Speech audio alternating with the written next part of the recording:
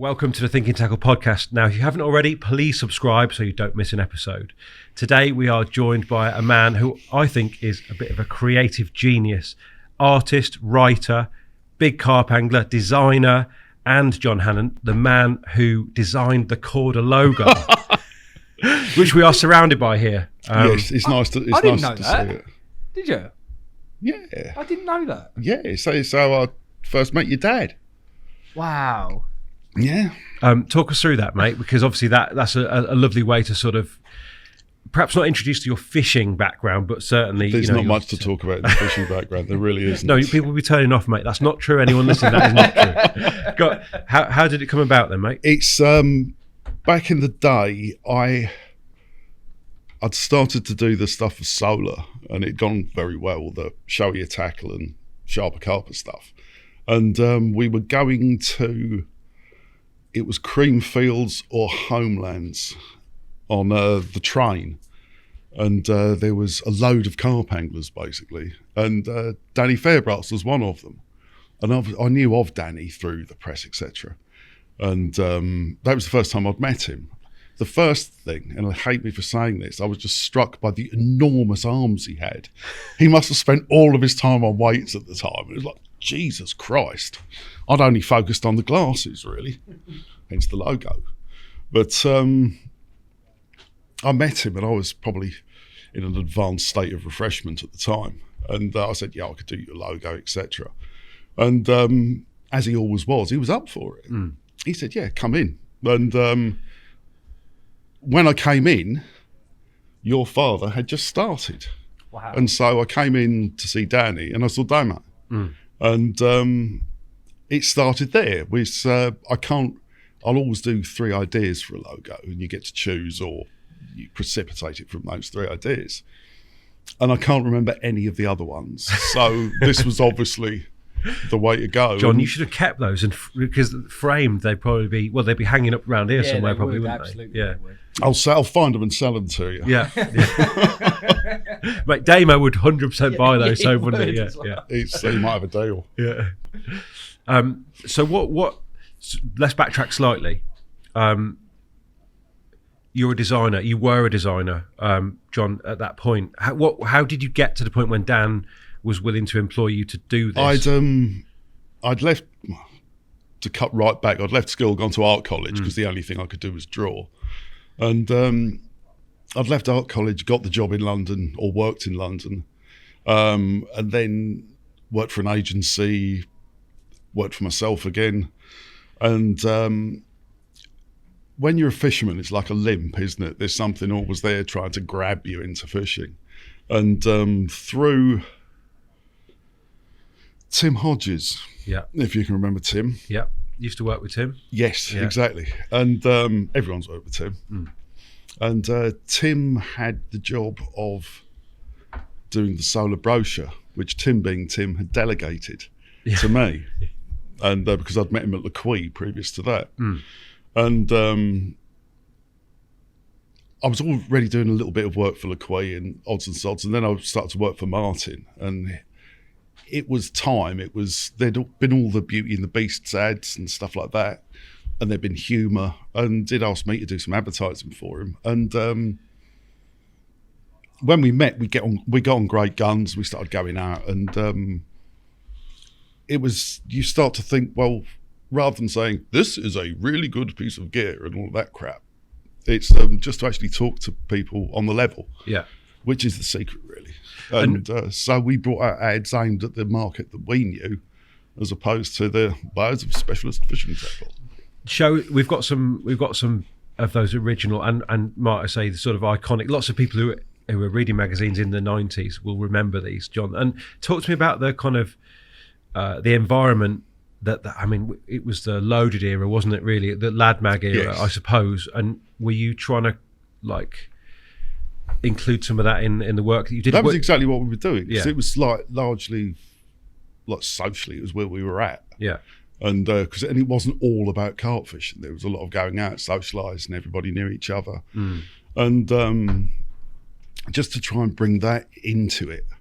And also a girl offered to take clothes off quite cheaply. So it worked it worked quite Yeah, well. sure. We've got a shot, Tobes, I think, from that. Yeah, that's it. Yeah. So these were on the back cover of Big Carp magazine. These are are these the actual shots, or are they behind the scenes, John? They were just behind the scenes. So it was the fella there, Pete, the little guy kneeling down behind the bum. He came up with the sharper carper. Yeah. Because originally it was solar while carp anglers stay single, and we were sitting there with Lockie and Pete just said for the sharper carper, and as soon as he said it, Lockie and I just looked at each other. That's it. That's absolutely perfect. I thought the original one was quite good, frankly, but no, as soon as he said it, it was like that's the way forward, and it has stuck. And you had stuff like the squid and octopuses, all because the lady loves squid and octopus. Is that right? Yeah. Yes. So that's Well, in the end, Helen won. She shot me. It's because I think nowadays, I was going to say nowadays, it's a bit sexist. It's maybe not the way you do it nowadays, but she did win, if you know what I mean. Were they successful, do you think? Oh, the ads went mental. Yeah, everybody still talks about them to me. Yeah. And so you think, Christ. I mean, you've done a lot. You've worked with many of the biggest brands in fishing, haven't you? Yes, in the end. industry slag. And have any of them, have you captured the kind of, I always remember you talking about a click moment, John, when the viewer suddenly gets the joke. But it's the thing with ads and a lot of that, to actually get a response, you have to have that click moment. Not, as I say, you don't want to say, this is a really good hook, because everyone's callous to advertising, so they have to get something out of it. So you give them a clue, they get the answer. That's the click. So it's like a reward. Yeah, exactly. Yeah. And they feel positive then towards the product. And the way you go about delivering that message is then in the branding. And it's what came together because Damien and Dan had really clear ideas of what they were doing here. And it was easy work because people had the same ideals as yourself. I mean, you worked with Korda for a long time, didn't you? Yes. Probably 20 years, I guess, or getting on for. Possibly, yeah. Designed was the Guru logo yours? Yes. And Embryo as well. So yes. Yeah. And did you enjoy the work, John? Is it something and do you still enjoy the work? Yes, I enjoy the work. It's the thing about where it becomes easier is Damo, as I worked largely with Damo was always, he knew what he wanted and we had to get there. Yeah. Which was often a lot of work, but it was a good brief, and we knew exactly where we wanted to go. And so we started to get some really good ads, identities and stuff like that working. And I think I realised we were getting it right when we did an ad that didn't have anything on it. It just had the logo at the bottom and the no pictures of tackle. And you could tell it was a Korda ad. So the branding had worked really well. Yeah. And I think it still works, really. Absolutely. And in terms of that logo, do you remember when you had that design adopted, how similar was it to what we see today? The Korda logo? Yeah. I don't think it's changed. So you literally knocked it out of the park first time. It's never been changed. Well, we did years and years ago. We looked at changing and modernising it, but as soon as you change, you can't do like a Wolf Olins and like charge £1 million for just putting serifs on it or something like that. But we looked at ways of changing it, but then you start to adopt yourselves to trends. And the logo needs to be the thing that never changes, or might change in 30 years' time or something, And so I think that's right. And as soon as you try and change things, it looks like it's been changed. It looks like a counterfeit. So it's probably not the best way to go. John, in terms of the fishing, because obviously these two things run in parallel, don't they? The fact you were dragged away from a career in London into doing some fishing work is because you love fishing, right? Yes. It's there was always, it starts like the whole, when it really exploded, I went over to Le Quay, and Bernie Stamp, who runs Le Quay with Todd, he was in the days of traditional artwork, that's how he knew Tim. They worked at Rabbit Studios in London, and I think it was Wolf Olins as well. And Bernie was the best lick and stick man, traditional artwork there was in London. What does that mean? Sorry. Artwork wasn't done on a computer. Yeah. It was literally manually cut up, overlays marked up for the printer, and then Max turned up and completely fucked that over. It's Max. as in Mac, as in Apple Max. Max. Yeah. And so Bernie, as he says, I lost my job to a fucking computer. But he started the first fishery in France. Mm-hmm. And where was I? How did I get there? Sorry. Yeah, meeting Bernie at Le Quay, him being the best lick and stick man in London. So basically, how you diverted across from... Yes, I'd met Bernie, and I started to do bits for Le Quay, and you were going over there and meeting good anglers, and there was stuff going on, and you started to become, I don't want to say part of the scene, but at the time, carp fishing, well, you would have been at Total, I presume, at the time. Probably a bit before my time. I didn't start in the industry till 2005. So, Right, I'm not very good on dates, but everything was really exploding. Yeah.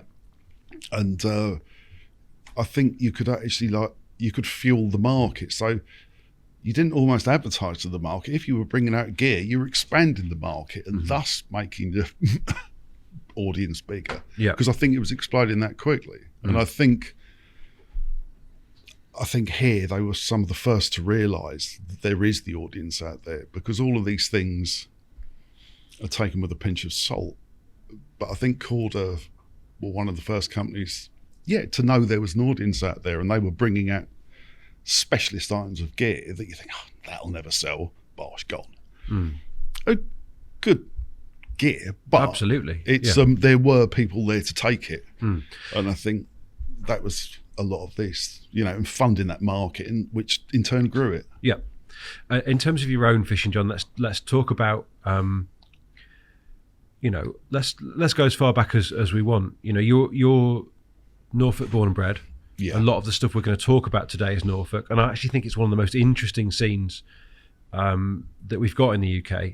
Often not talked about, often kept hush hush. There are many reasons why Norfolk should be overlooked, I suppose. Predation has ruined some of your best waters as well. But this was the crucible into which the young John Hannent, started fishing. Now, you said in your notes, John, that you lost your dad early. How did that impact your kind of the way you were as a kid and getting into fishing? Well, it's quite awkward for me because not having a dad, when sort of like you suddenly develop an interest in fishing, which happened when I was about 12. I went with some mates, they took me fishing on bikes, and I caught one or two roach, and then a pike took one of the roach, and that was me gone. That was it. I just want to catch big fish. I don't want to catch the roach, I want to catch the big ones. And I still haven't, frankly, but my mum would take me fishing and sit there like not having a clue, and then I would sit outside not having a clue. And because of the family, the strange family I had, it was people would take him under their wing. There was a fella called Dave who, funny enough, was a fantastic matchman. These fish rod fellows in Norwich. He started taking me, and I was going down the ski pit with him. He was catching roach, bream and tench, and I was just catching small roach, and I was just like totally happy. And then you go on to tench or bream, etc. Mixed gravel pits, which I loved because there was sort of like an escalation of the task involved. And I went night fishing. My mum would take me night fishing and drop me off. Yeah. And she didn't sit there all night. She'd go home. But I'd just sit there all night shitting myself, not knowing what the hell to do. I never got a bite, which was the handy thing about it. And Mercifully, you never got a bite. Yes. Yeah. I wouldn't know what to do. I really wouldn't. But this was before unhooking mats and all of this sort of stuff. And she dropped me off one night, and there was a fella next door with his two sons, Dennis Cooper, who I should thank now if he watches this. He made such a difference. He I say took me under his wing, but we were just like mates, and he had a car. He was older than me. And we started tench fishing together, and that then migrated over to carp fishing. And Dennis got me going. It was fantastic, just like trailing around Norfolk, trying to find a carp because it didn't seem like there were any carp boards in Norfolk. And then they slowly start to appear and the fish start to appear and we all go our own ways, you know. But yeah, it was Dennis who really got me going. I mean, in a funny way, Norfolk was probably as famous a fishing county as you could find around then. Ironic, because obviously the carp scene was probably fairly secretive, but Wilson had put you on the map, hadn't he? You know, everyone knew what Norfolk looked like. Yeah, where Wilson and Dave Plummer had moved up, and he brought a lot of, like, his was the first shop that did converted optonics, which was like NASA. Yeah. You know what I mean? And he came up, there was John Bailey was writing a lot about the Wens. There was a lot of people writing a lot about Norfolk stuff, probably because it was just a nice place to live. But we had the Broads, which had a certain enigma to it. And so I think there's been a lot from Norfolk over the time, but it might be because of the characters who were there at the time. Absolutely. I don't know. I mean, it being on telly was massive, wasn't it? Every angler in the country. I mean, you were able to watch Go Fishing and think, that's where I live. Yes. Half the time, but certainly the early stuff anyway. Yeah, I mean, it's quite frustrating because you would watch Go Fishing, you'd know it was in Norfolk, but you did not know where. Oh, really? Oh, some of them, yeah. Yeah. And I think eventually most people found out, but it was fascinating. And I used to go in Wizard's shop. I used to have a studio in Norwich, and lunchtime I'd go in John Wilson's shop and just have a coffee with him. And the things he taught me were just, I say taught, just talking to him and stuff, but the things you learn through talking to him were absolutely fascinating. That's incredible. I mean, that people were obsessed with Wilson, and you're sharing a coffee with the guy. Yeah, he probably wanted me to fuck off, but I worked about 200 yards away, so I'd go in, I fancy a coffee, yes, I'd go next door, get a coffee and just talk bollocks with him for a little while. Like, looking back, were they memories that you know, fond memories, treasured memories? Talking, I mean, this is like that. It's great. You just go in there and just have three-quarters of an hour's chat with him and buy him a coffee. And I can't really remember many specifics about the conversations, but to actually be able to converse with somebody who was on the telly. Yeah. Admittedly, I do have to say that he went from wearing a normal shirt and normally a padded jumper for work to an open tie-dyed shirt sometimes. I think that was the only effect it really had on him, being on the TV. But to go in there and talk to him it sounds funny, I think that was probably the first time in fishing, and I see it happen now, I tend to avoid it nowadays, where I thought, I'm a bit of a clique. I'm not saying I was on television or anything like that, but I was talking to John Wilson. It's like, I've achieved something. Nothing to do with what I caught, because I was and still am shit. But it's fascinating stuff. In terms of your fishing at that stage, you're talking to Wilson. Are you able to do the sort of things that he was doing, the sort of fishing that he was doing? I was. Did you notice that? That's the Norfolk in me. Oh, you're thick Norfolk, mate. Yeah, I don't know, because Don't you think, Tobes? Proper accent now, I reckon. There is actually, yeah. Norwich. Yeah. Well, apologies to all the Norfolk listeners, that was probably awful. I left Norwich, went to London, and all the girls in Hair Flare Studios laughed at me. That was my first job, designing Hair Flare magazine. Oh, really? It's true. And so I lost the accent, and then I sort of continued to work with people from London, so I got a bit of a Londonish twang. But now I'm living in Norfolk again, and probably comes back. I was coming back more. Definitely come back. Can I ask though? I meant to ask this earlier. What are the biggest brands that you worked with when you were in London? It was probably the biggest ones, Nissan, I suppose. Nissan, Seagate, Cable and Wireless, people like that. Yeah. So big corporates. Yeah, big corporates, and we did a lot of work for EMAP, who have now moved on. Yeah. And yeah, he was sort of a proper advertiser. It's called the White Company. It was in the Gray's Inn Road in London, next to the ITM building. And that was almost getting pulled back into fishing. They also had an office in Norwich. And I started to, as I say, it pulled back into fishing and Norfolk. I imagine just looking at the Wensum as it runs through Norwich, most anglers would get a bit of an itch going on if that is a stunning bit of river. And actually one of the things that I did want to talk to you about was, I remember the book Carp, The Quest for the Queen by John Bailey and Martin Page. a lot of that was Norfolk centric, or certainly, Yes, I don't know, yeah. maybe a quarter or something. And there's the pictures of Stuart Moir, whose name you reminded me of, with the Wensum Wenton record. record. At the time. Was it £30 or 32 or something? Something like that, yeah. I mean, as a kid, I was very struck by that. But this must have been, were these fish you were aware of growing up, John? I can remember when it would have been around 16. The first, I'd heard there were fish in the river. People had said there were carp in the river, and I didn't really believe it. But I'd taken the dog for a walk, and I was walking around Jenner's boatyard. Anybody from Norfolk will know where that is. And I'd taken some mixers with me just in case there were carp in the river. And I put them in, and there was. A carp started taking mixers. And I'm very much, until I see it myself, I'm never convinced. And then it's me watching, I'd suggest a £20 carp taking mixers in a river. It's free fishing and all of that stuff. And Is it? It's, here we go. So I actually started to fish the Wensum as opposed to the Yare. And I started one winter's day, basically. All the lakes had frozen over, and at the time I was going every weekend for as long as I possibly could. The lakes were frozen over. I thought, I'll have a go at the river. So I found a likely looking spot. I was baiting it with anything I could lay my hands on. It was like spud peelings, the lot going in there. And then the first day I fished it, and it was all the lakes were frozen at the time. I had 7, and it was like, I think there's an original picture of the Wensum with some of them there. I was dressed like I wasn't going fishing. This one here. There you go. Yeah. I was dressed like I wasn't going fishing because I was sitting in the middle of like. Is this in town then? This is in Norwich, is it? Oh, it's got a bit of form, that area.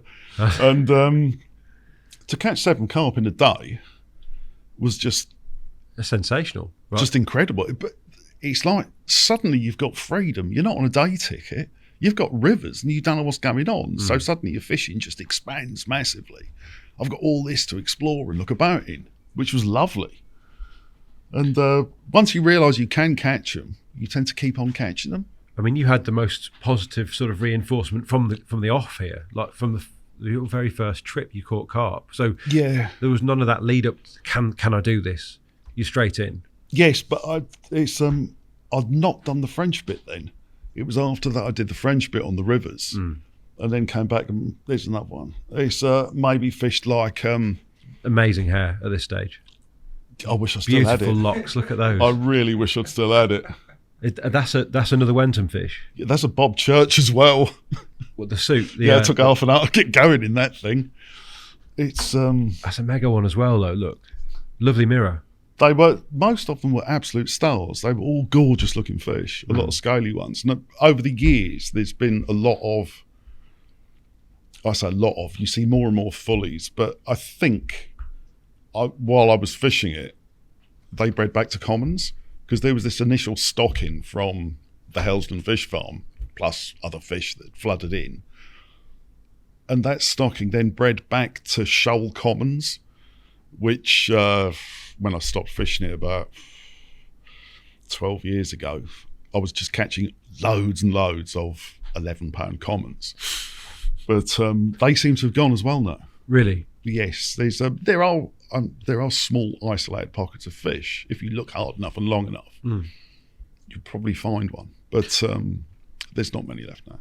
What were the keys to catching Wensum carp during that part of your campaign on there? It's the key to catching them for me, and there was no mistake about it, was actually the undoing of me fishing the river, which is weird because there was just pre-bait and literally keep baiting and baiting and baiting. And I was using a lot of bait, it has to be said. And that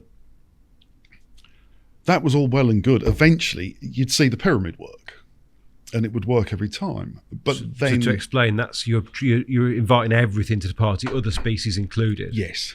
Trying to grab their attention. Yes. And you just keep baiting. And people say they don't, and I can't see where they could, but the carp seem to muscle everything off the feed eventually. And whether that's 1 or 2 fish or how many, you don't really know. But yeah, and why it was the undoing was because you got the wrong thing at the top of the pyramid, not to know. Yeah. And because I was thinking, I said, there's a lot of otters on that river. And then suddenly the penny drops that you're... Let's park them in there. that, because that's going to come back later on, isn't it, to bite us metaphorically and unfortunately for the carp, literally. But back to those early days when you didn't have the wrong species at the top of the pyramid. What sort of areas are you choosing, John? How are you choosing them, and what are you feeding them? In terms of areas, you would look for.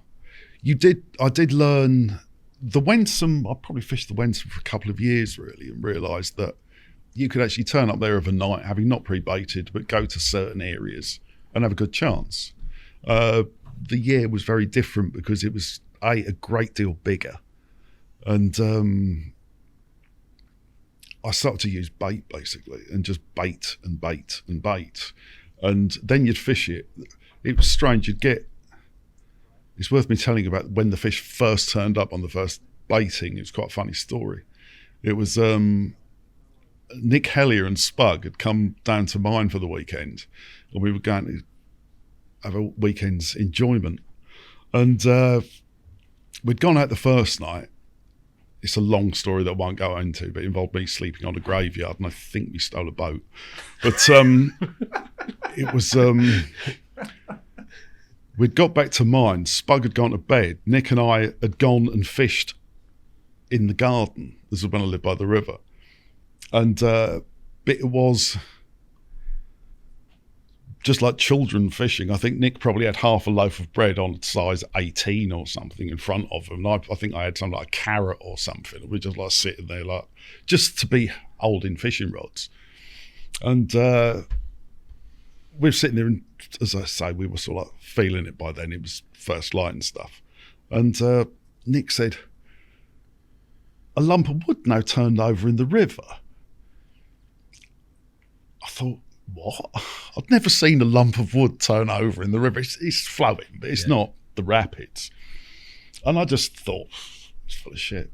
And I'm looking down. I probably had my head in between my knees. I don't know. I was feeling a bit rough by then. And I saw a carp flank on the river in front of me.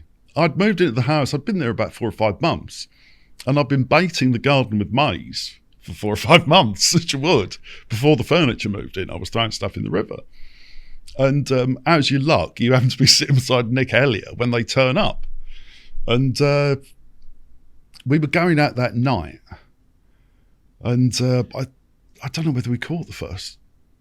I think we caught the first morning. Can't remember. But we put a load of bait out. Went out, and we'd been out about an hour. And Nick and I just got twitchy because we knew these fish were about. And we invited, say Spug was along, we invited, Skip came back, my good friend Paul Skipper, I'll say hello to him. He came back along with his daughter's associated friends, and basically we had a party back round at mine. And it was great. As if you can think, it was around, this would have been around the loaded era. There was loads of girls. We were catching 20-pound carp and showing off to girls with carp. It's how life should be. Look at that one, love. Look at the scales on that. You know? And it was such a good night. And suddenly, when they left, aside from the hangover, I'm thinking, Jesus Christ, what have I got in the fucking river in front of me? I don't know. They're obviously catchable, but I did not know. You hear stories, but as I say, I don't believe them until I see them. We need to loop back to sort of to give some context for this, John. You've moved into a house by the river, which is, let's face it, if you watch Go Fishing, surely that's the dream. Like, how did that come about, and how did you find the place? And this is on the Yare now, not the Wensum, is that right? Yeah, it's the Yare with Thorpe, just as you get to the periphery of Norwich. It was, I'd got to that time in life when everyone's saying, you should buy a house, John. That's like, just like ag, really. Had you been renting in London? No, I'd been renting in Norwich. I was Norwich. back in Norfolk by then. Yeah. And I thought, well, I'll start looking around at houses, which Julie did. And you end up going around loads of people's houses and like completely uninspired. Like, I didn't fancy any of it. And then I saw one by the river, and but they were renovating it. And I said, how much is it going to cost? And they told me, and I thought, I can't afford that. Shit. I said, what if you stop now? He said, what? I said, what if you stop renovating it now? And I took it off you now. And he said, yeah, all right. And he agreed a price, and I had to get plastering and all of the usual stuff done. But I was sleeping out in the garden by the rods, so that didn't really matter. To have a 4-bedroom house and actually sleep by rods is actually a bit stupid. But you're an angry John. Yeah, exactly. And so, yeah, as soon as I saw that house, I thought I just got to have it.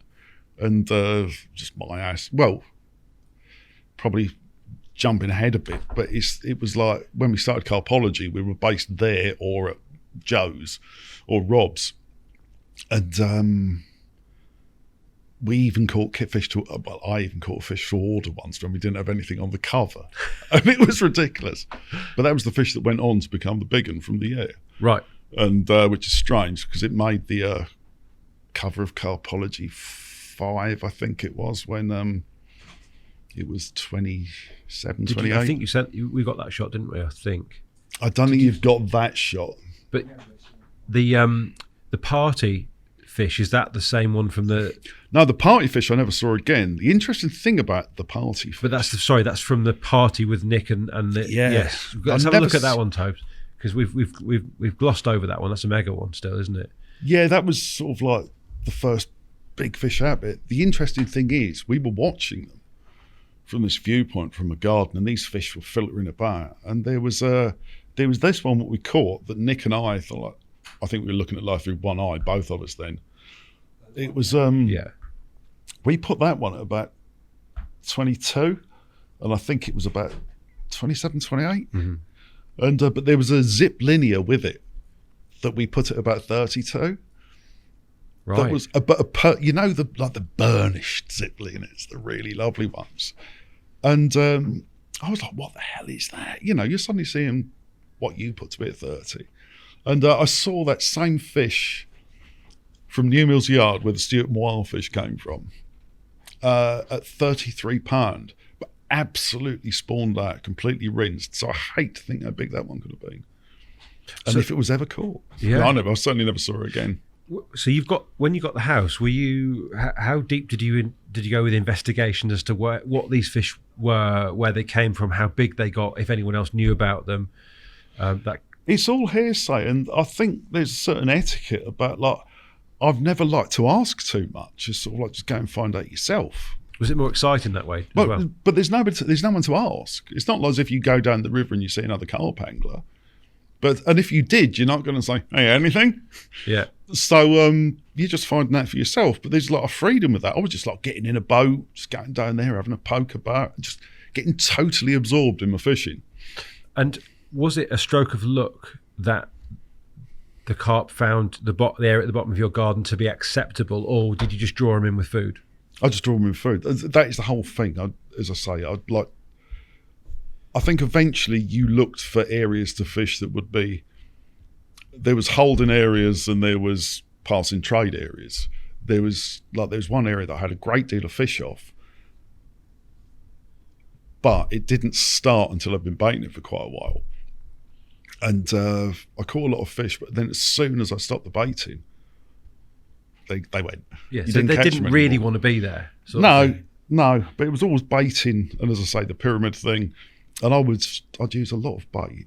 Large, like maize? Was it based around maize? I started with maize. At one point, I'm sure that I thought that they were spooking off yellow. I don't know. But you all have these little theories, don't we? But I was just using tons and tons of Ken's Cornstal's cheapest pigeon mix. Yeah. I think it was about £9 for 25 kilos, which works and you really don't have to well. boil that, do you? Is that stuff you just stick in the... I think I was bringing it to the boil and then leaving it. And then after a while, I started to ferment it because I realised I could actually keep it like that. Yeah. I discovered that totally by accident. Did you find it more effective? Definitely. It's I like that, but the best I ever did, I got paid in a quantity of boilies once. By a client, yeah. Yeah. And so I had a load of 24 mil good quality boilies, and that just completely changed it. It's just so much more. So it's what boilies were invented for at the end of the day. Wasn't Stuff it? like rivers, yeah. Or well, just stuff like avoiding nuisances, etc. And that worked like a dream. So tell us what you now know of before we move on to the Yare campaign, because obviously we do want to talk about it. It's one of the most inspirational fish that I remember you showed me this fish when we were doing some work around in your garden room, and it stuck with me because you don't hear about fish like that. You don't see fish like that, especially not from Norfolk rivers. But yeah, it's the first time I've ever told anyone as well. Really? Yeah, you got an exclusive. Exclusive toes, make a note. But what did you know of the Yare? Because obviously you were a Norfolk boy, you'd have known about a lot of those rivers. What was it about the Yare that was interesting as a carp angler? It was, well, I lived on it. It was the first one. It sounds a strange thing to say, but it was like, you're not going to go anywhere else. But I knew there were fish in it. I'd heard tales and this, that, and the other. You'd heard enough, yeah, exactly. So, as I said, I started to base it. The night with Nick there was the one you saw up there was one of the first ones, and strangely enough, after I caught that fish you showed earlier, it was that Wednesday night was the first time I caught the fish. Eventually went on to become the 40 and 24 pound, I think. And you just started to explore, make your own swims. So actually, you quickly left the garden situation. No, I would keep going with the garden. I would always be baiting the garden, but eventually. You didn't have drones in those days, but if you put a drone in, there would just be this huge clearing where my garden was, and I'd be like casting like up that way and that way to get somewhere. But they demolished it. Is it gravel bed? It's if they dig hard enough, But there was a wall that had fallen in the garden, or fallen in the river at the front of my house, and so there was probably a ledge about that high where it went down in front of the house. And I'd go out there the first thing you do every morning, isn't it? You just go out there and like have a cup of coffee and look at the river. And you'd look at this ledge and you'd see like tails working up and down it. And you'd work out when they were bream, and then eventually you'd see like a carp tail that was a bit higher. And they'd work under there, but then you'd start to watch the fish work the area.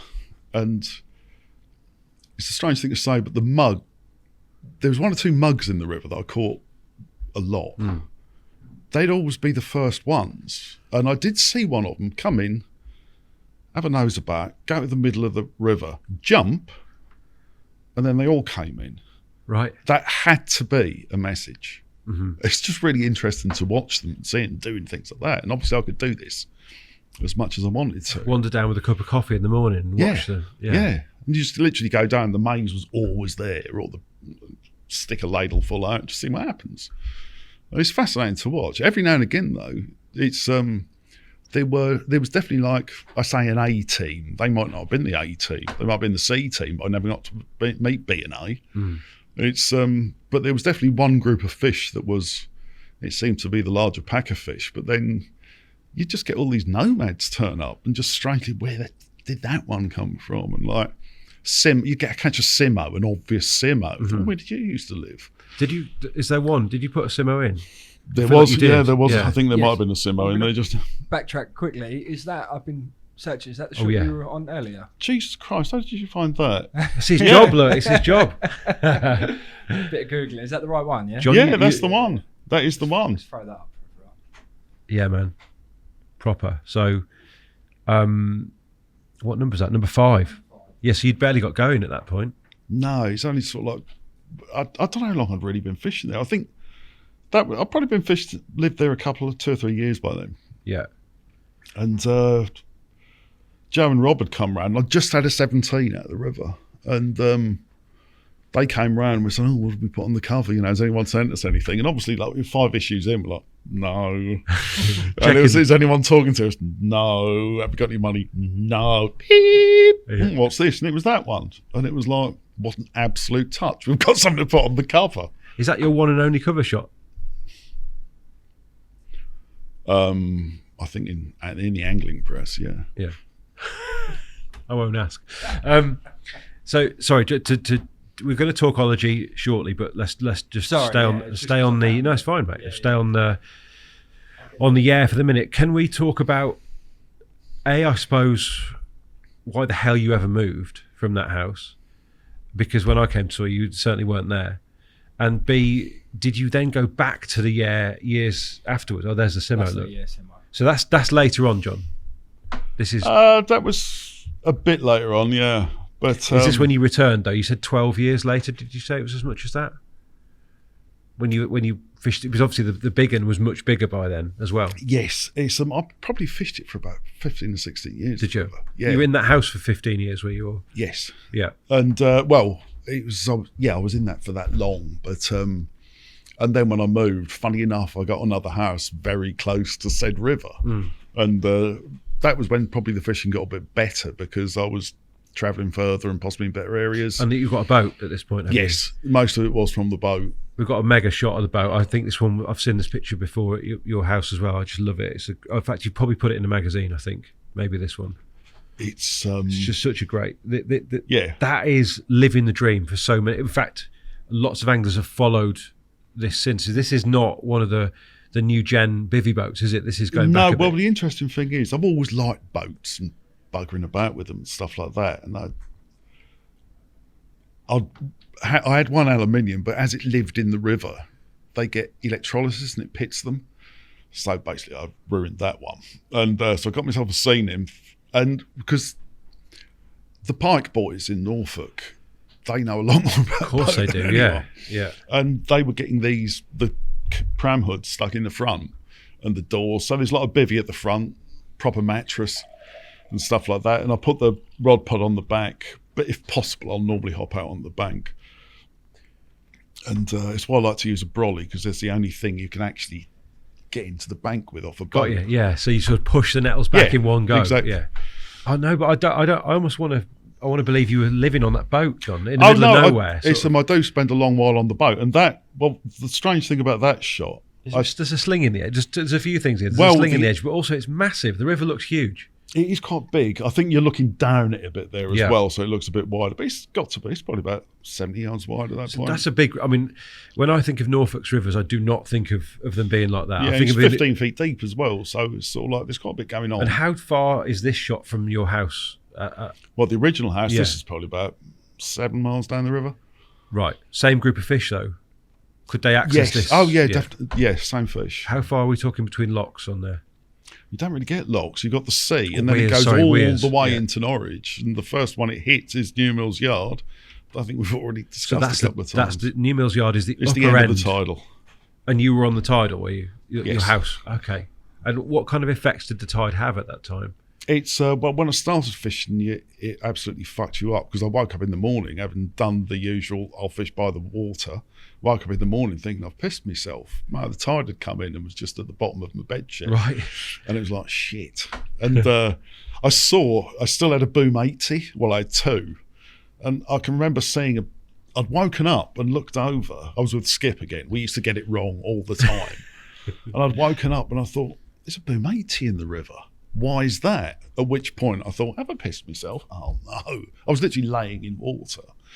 And they're the things you have to work. But I think the tide was great, because in terms of like making a mark with some bait, this might be oversimplistic, but it's taking the smell all the way that way. And then 7 hours later, it's taking the smell all the way that way. So I didn't have any problems with the tidal. It was, and also I caught at high, low. I don't really think there was any preference as to times of the tide. Even though it had a significant physical impact on the river, even as far in as you were there.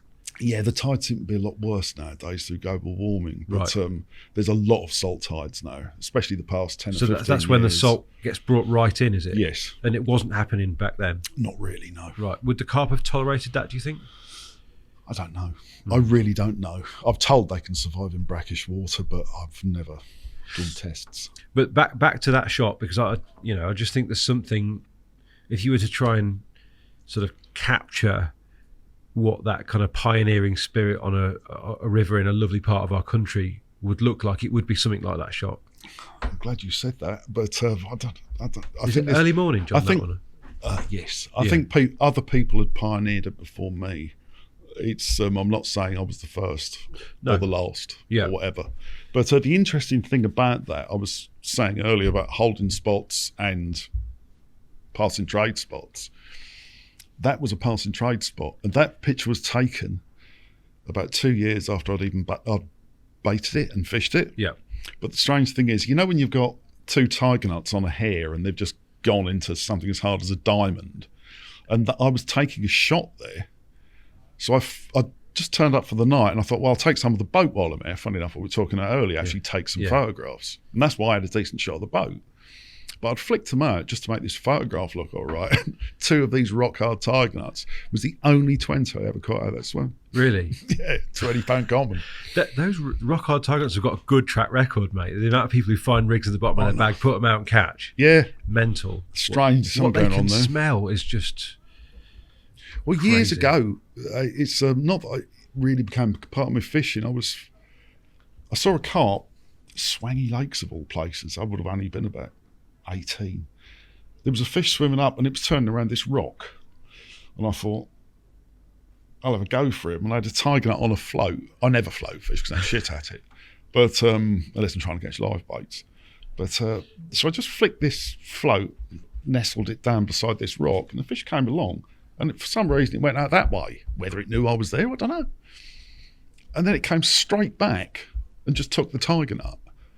But the distance it had done, it knew that tiger nut was there, which is bizarre. Mm. In terms of the campaign that would go on to yield the big un several times, I think, John, it's was not it? Big these days. It's mate, a 40-pounder from a Norfolk river, I think, is still. I was quite happy with it because it was like suddenly all the fish were becoming known and things like that. Really? So I kept at it, and I really wanted my first 40 to be at the river because I'd never even seen a 40 in there. Mm. But I thought there had to be one. The amount of bait you put in for it, I probably grew it myself. Yeah, well, your mortgage wasn't the only investment that you paid during that period in the house there. No, it's worth doing that. So you'd left that house at the point that you caught the 40-pounder? Yes, because I'd made the foolish mistake of breeding, and I'm sure you said it was 4-bedroom though, John. That's big enough, surely. Yes, but it's by a river. Ah. And women tend to be really sensible. Yeah. And blokes don't. We can't live by a river. The children will die. Yeah. And you were like, hang on, this is my, surely this is a, Well, I said, we've got 2. Yeah. It's, but, so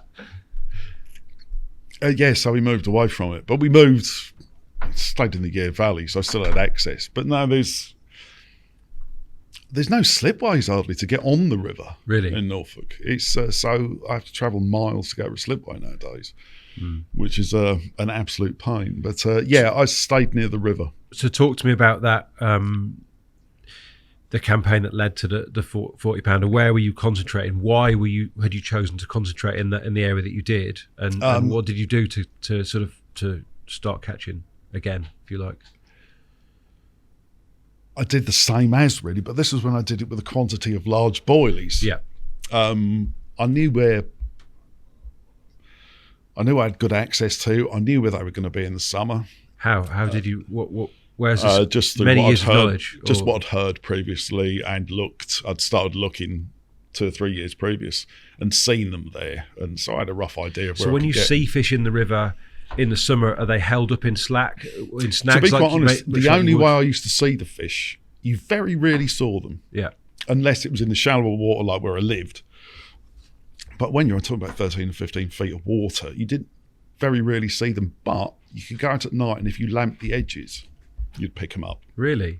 It was Danny Smith put me onto it years and years ago. From his canal fishing. And river, I suppose. Yes. Yeah. And he said, just get one of them 1,000,000 candle power lamps. And he said, they don't care. And I'm like, don't be silly. I thought, I'll give that a go. And so I give it a go and just go up to them and look at them. And they seem attracted to it as opposed to... Really? Repelled, yeah. It was the amount of silverfish that would just follow you around. Sorry. It's... were ridiculous. But you'd go out and like suddenly seeing like a big blue back amongst them and stuff like this was absolutely scary, isn't it? There's something. Yeah, almost. It's whereabouts on the river are we looking? I'll see if I can track it down for people. Oof. It's all got. They're all gone, aren't they? Yeah, I won't bother with that. No. John's ever the secret squirrel toad. I don't think he's given any. It's not so much secret. It's almost like in respect of other people's fishing. Do you know what I mean? Because I know one or two people who probably might. Well, I'd like to think I could fish again, but I don't really have the time nowadays to actually make that sort of commitment. You know? So once you've pinged them up with the light, started baiting, presumably same score, but with the 24 millers. Well, yes, it's I was aware there was fish there, and because I was seeing them on the surface and stuff, so I thought there's actually quite a few here. And I was putting out 24 mil baits, and a lot of them. And I had the old aquascope, and I was checking them, and they were going. And I was like, might be with a shout here, and I was still seeing fish. And so then that can't be 15 foot of water, John. Oh no, this is it's a bay off it. Yeah. And I was there one day, and what I would do, there was a lot of lilies or cabbages and stuff like that, and I would basically pole through it on the boat and just look, and they'd sort of like, cause they're quite lazy when you're in their environment. They don't bolt off a lot of the time; they'll just like waddle off, you know.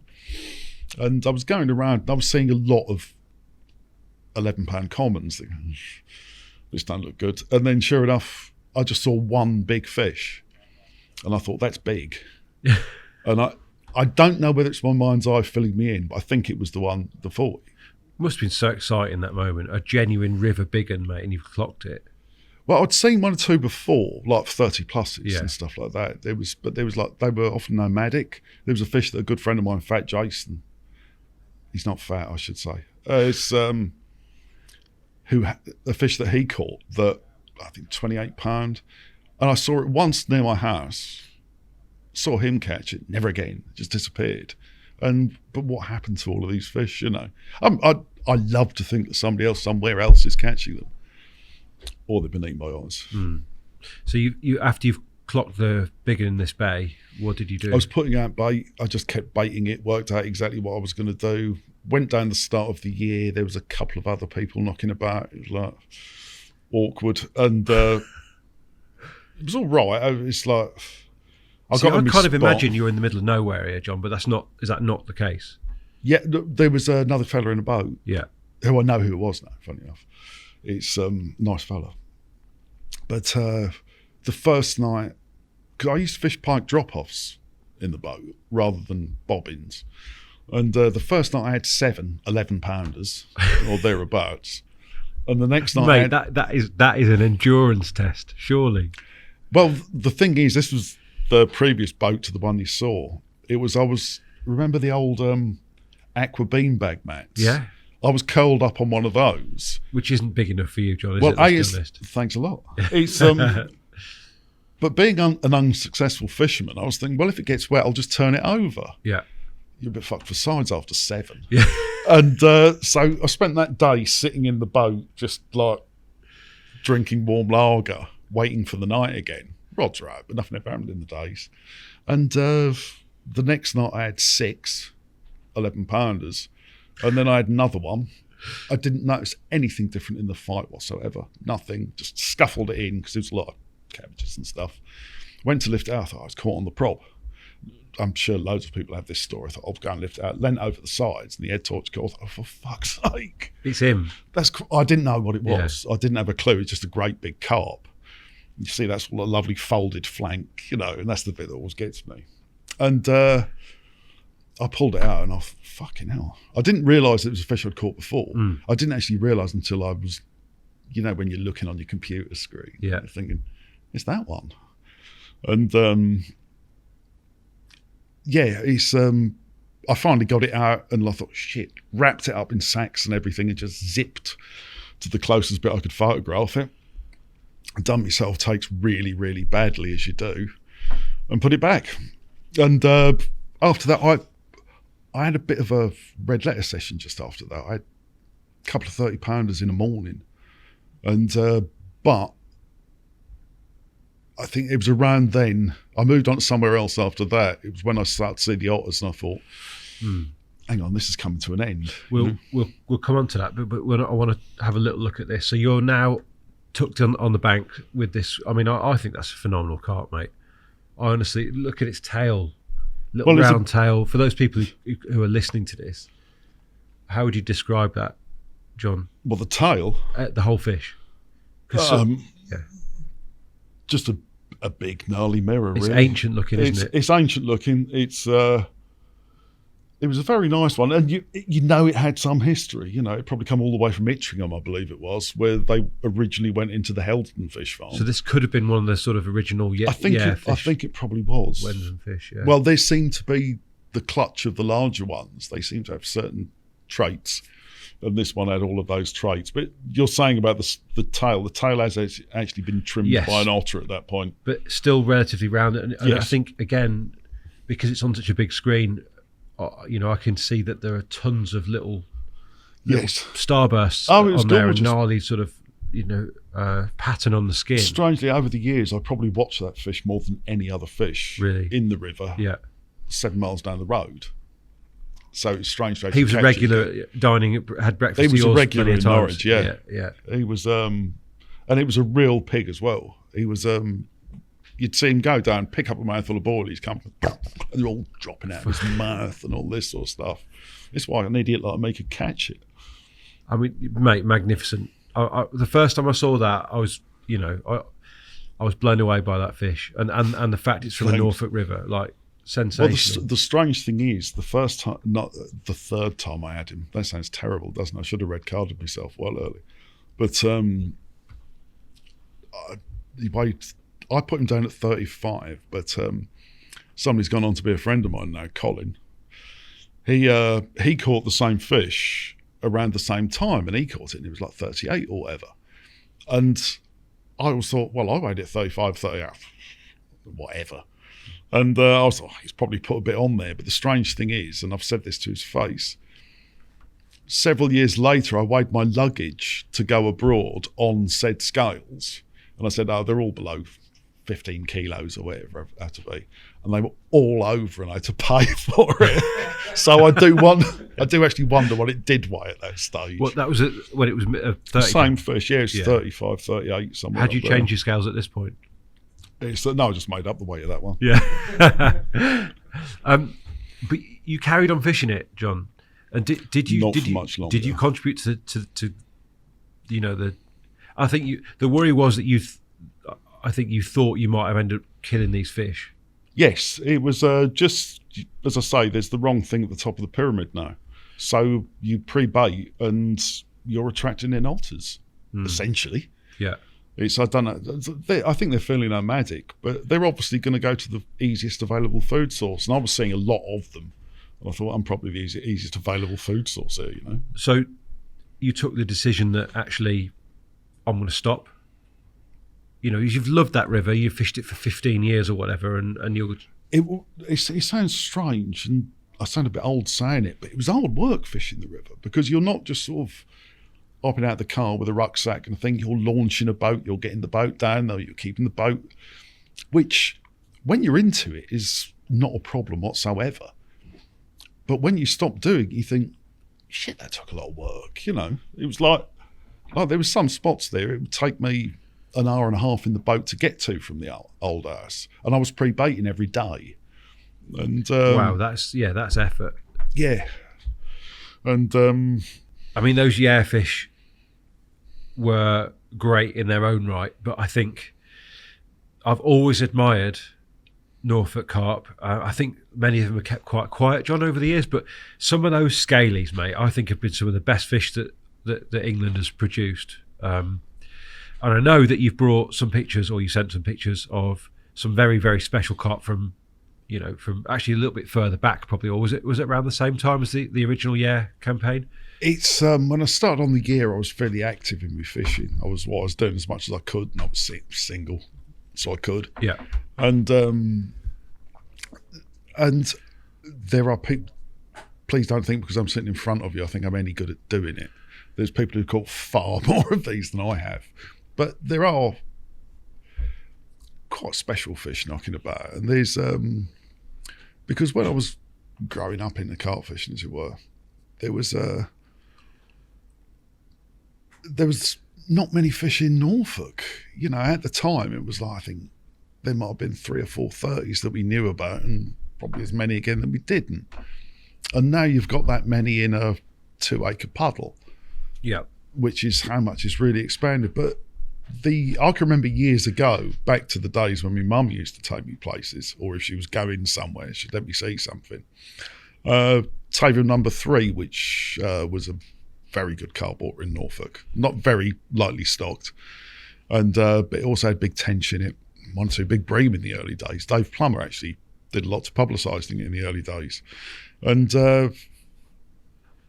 I can remember my mum taking me there and going there and seeing Ascend Marketing bivvy on there and parallel rods, and just thinking, Jesus Christ, what's going on there? This is like the fucking future. Look at this. His rods are the same. And it was just like a whole new world. And it was like this special agent was going out to fish for carp. Yeah. It was like James Bond had turned up. Yeah, bite alarms. Do you know what I mean? When you're probably at the time, I spent most of my time probably watching a stick float. Yeah. On the River Wensum or whatever, and then going down there and seeing somebody fishing for carp with like monkey climbers. It was the old bottle tops, hollowed out and stuff. But to see that was just like, it was a real turn on. Don't get me wrong, I'm not so much nowadays, but you love a bit of tackle. In those days, I loved a bit of tackle. And it was just sort of like, you go every weekend and you'd have a new bit of this, a new bit of that. And it was where strangely enough, where I first clicked, you said about that earlier, about solar. It was, I'd read about solar and seen the ads in the press and stuff. And then Martin brought out the light flow bobbins. And I can remember I was fishing Taswood at the time and seeing a pair from the other side of the lake. And it was like, I've got to have a set of them. But every week or whatever, you'd buy yourself something. So your gear was always evolving. And then you'd start to look for a bit of Stevie Neville stuff or a bit of handmade stuff and this, that and the other. And like, I'd got to know Lockie by then, so I was using a lot of his gear and stuff. And it was nice how it was going on. One of the shots we put up of the Wensum fish earlier, it looked like they were Neville swingers, or sort of like some kind of swinger type affair with the white PTFE heads on them. Yes, it was. I've used all sorts. It was...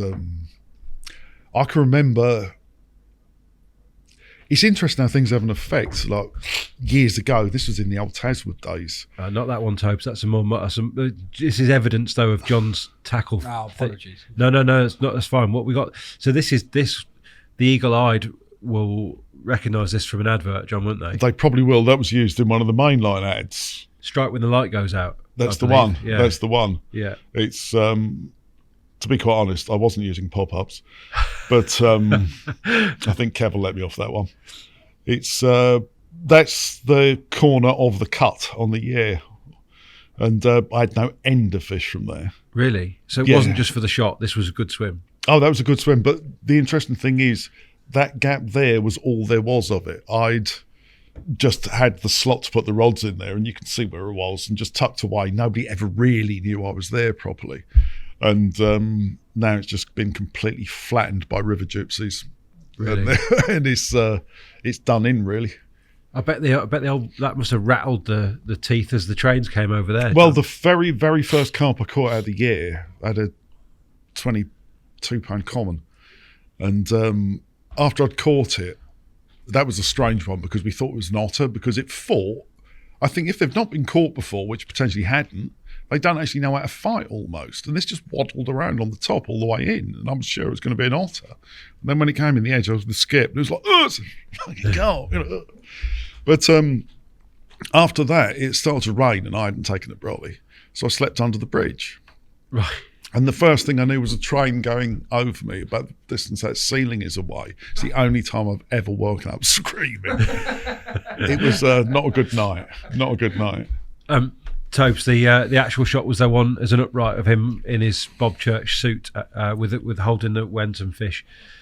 But yeah, we've completely diverted that one. Yeah, down. That's the one that I thought looked like Neville, some kind of Neville bobbins on the go there, John. I think, in all honesty, that would have been my rethink. They're fox swingers with something on the end. They're isn't it? fox swingers Yeah. with PTFE heads on them.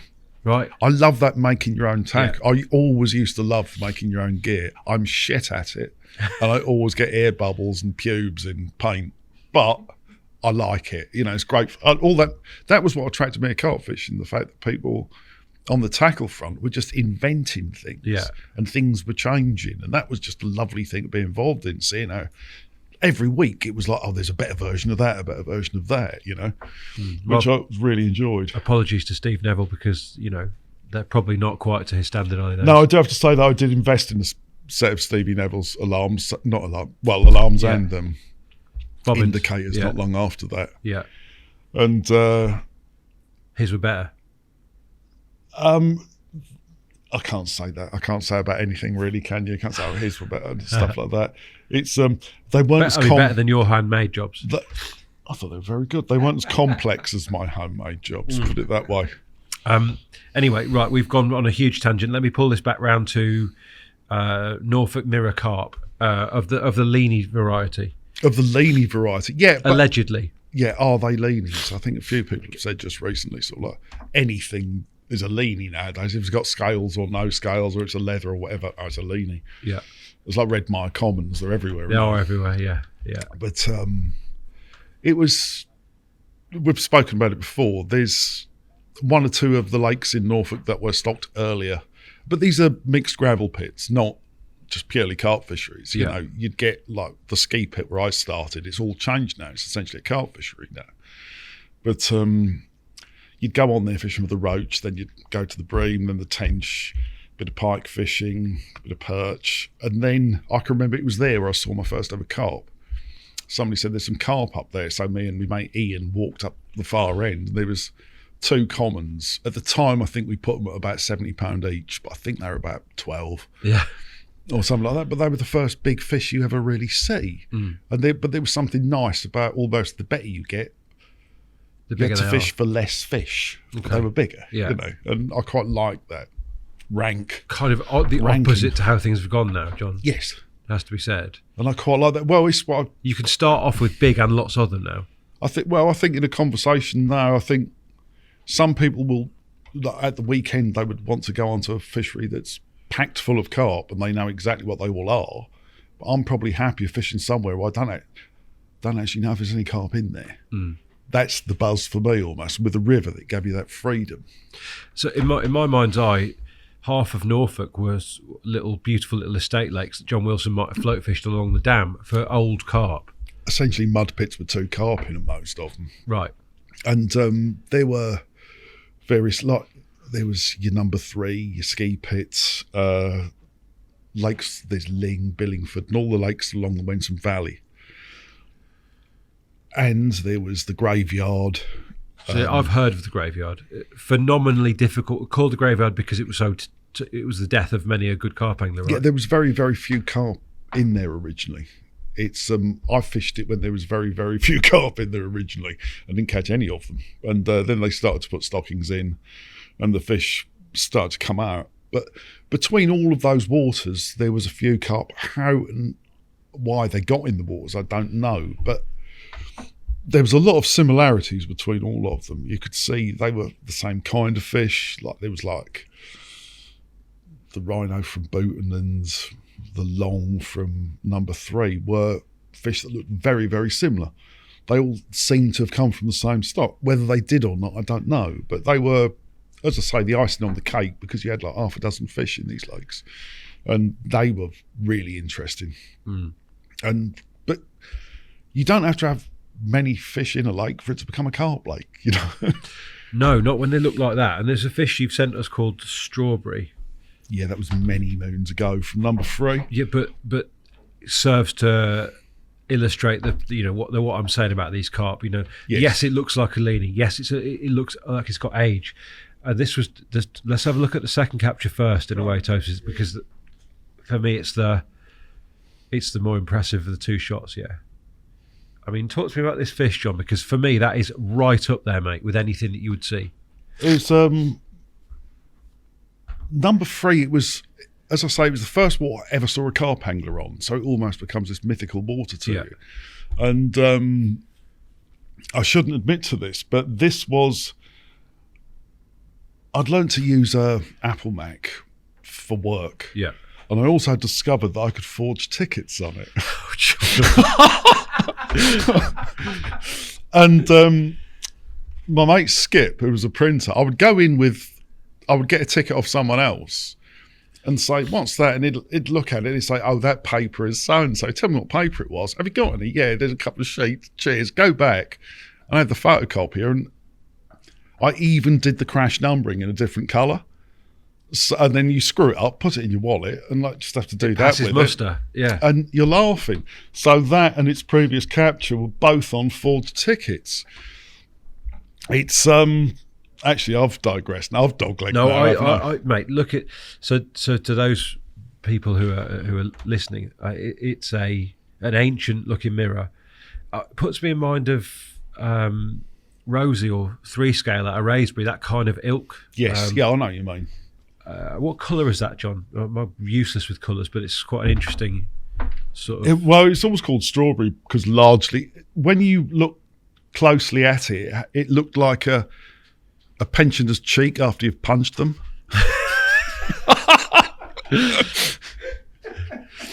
It's you know, when all the veins are burst and stuff like that.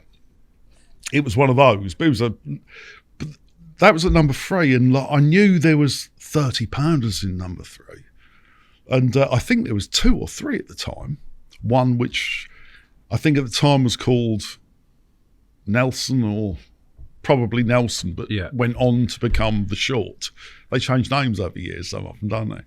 But there was these 3 fish around 30 in there, and another one actually is one of the 3 that become the 40. And it was one of the very few 40s in Norfolk, a fish called Single.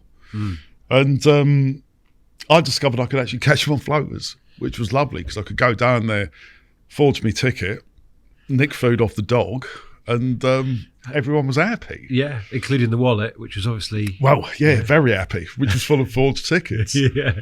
It must have been so exciting, John, to have chances on these incredibly low-stocked lakes. When you had the fish taking, that must have been like the peak of excitement. Oh, it was the first time, the previous photograph. Yeah, let's go back to that one, Topes, but yeah. It's, I'd gone down there.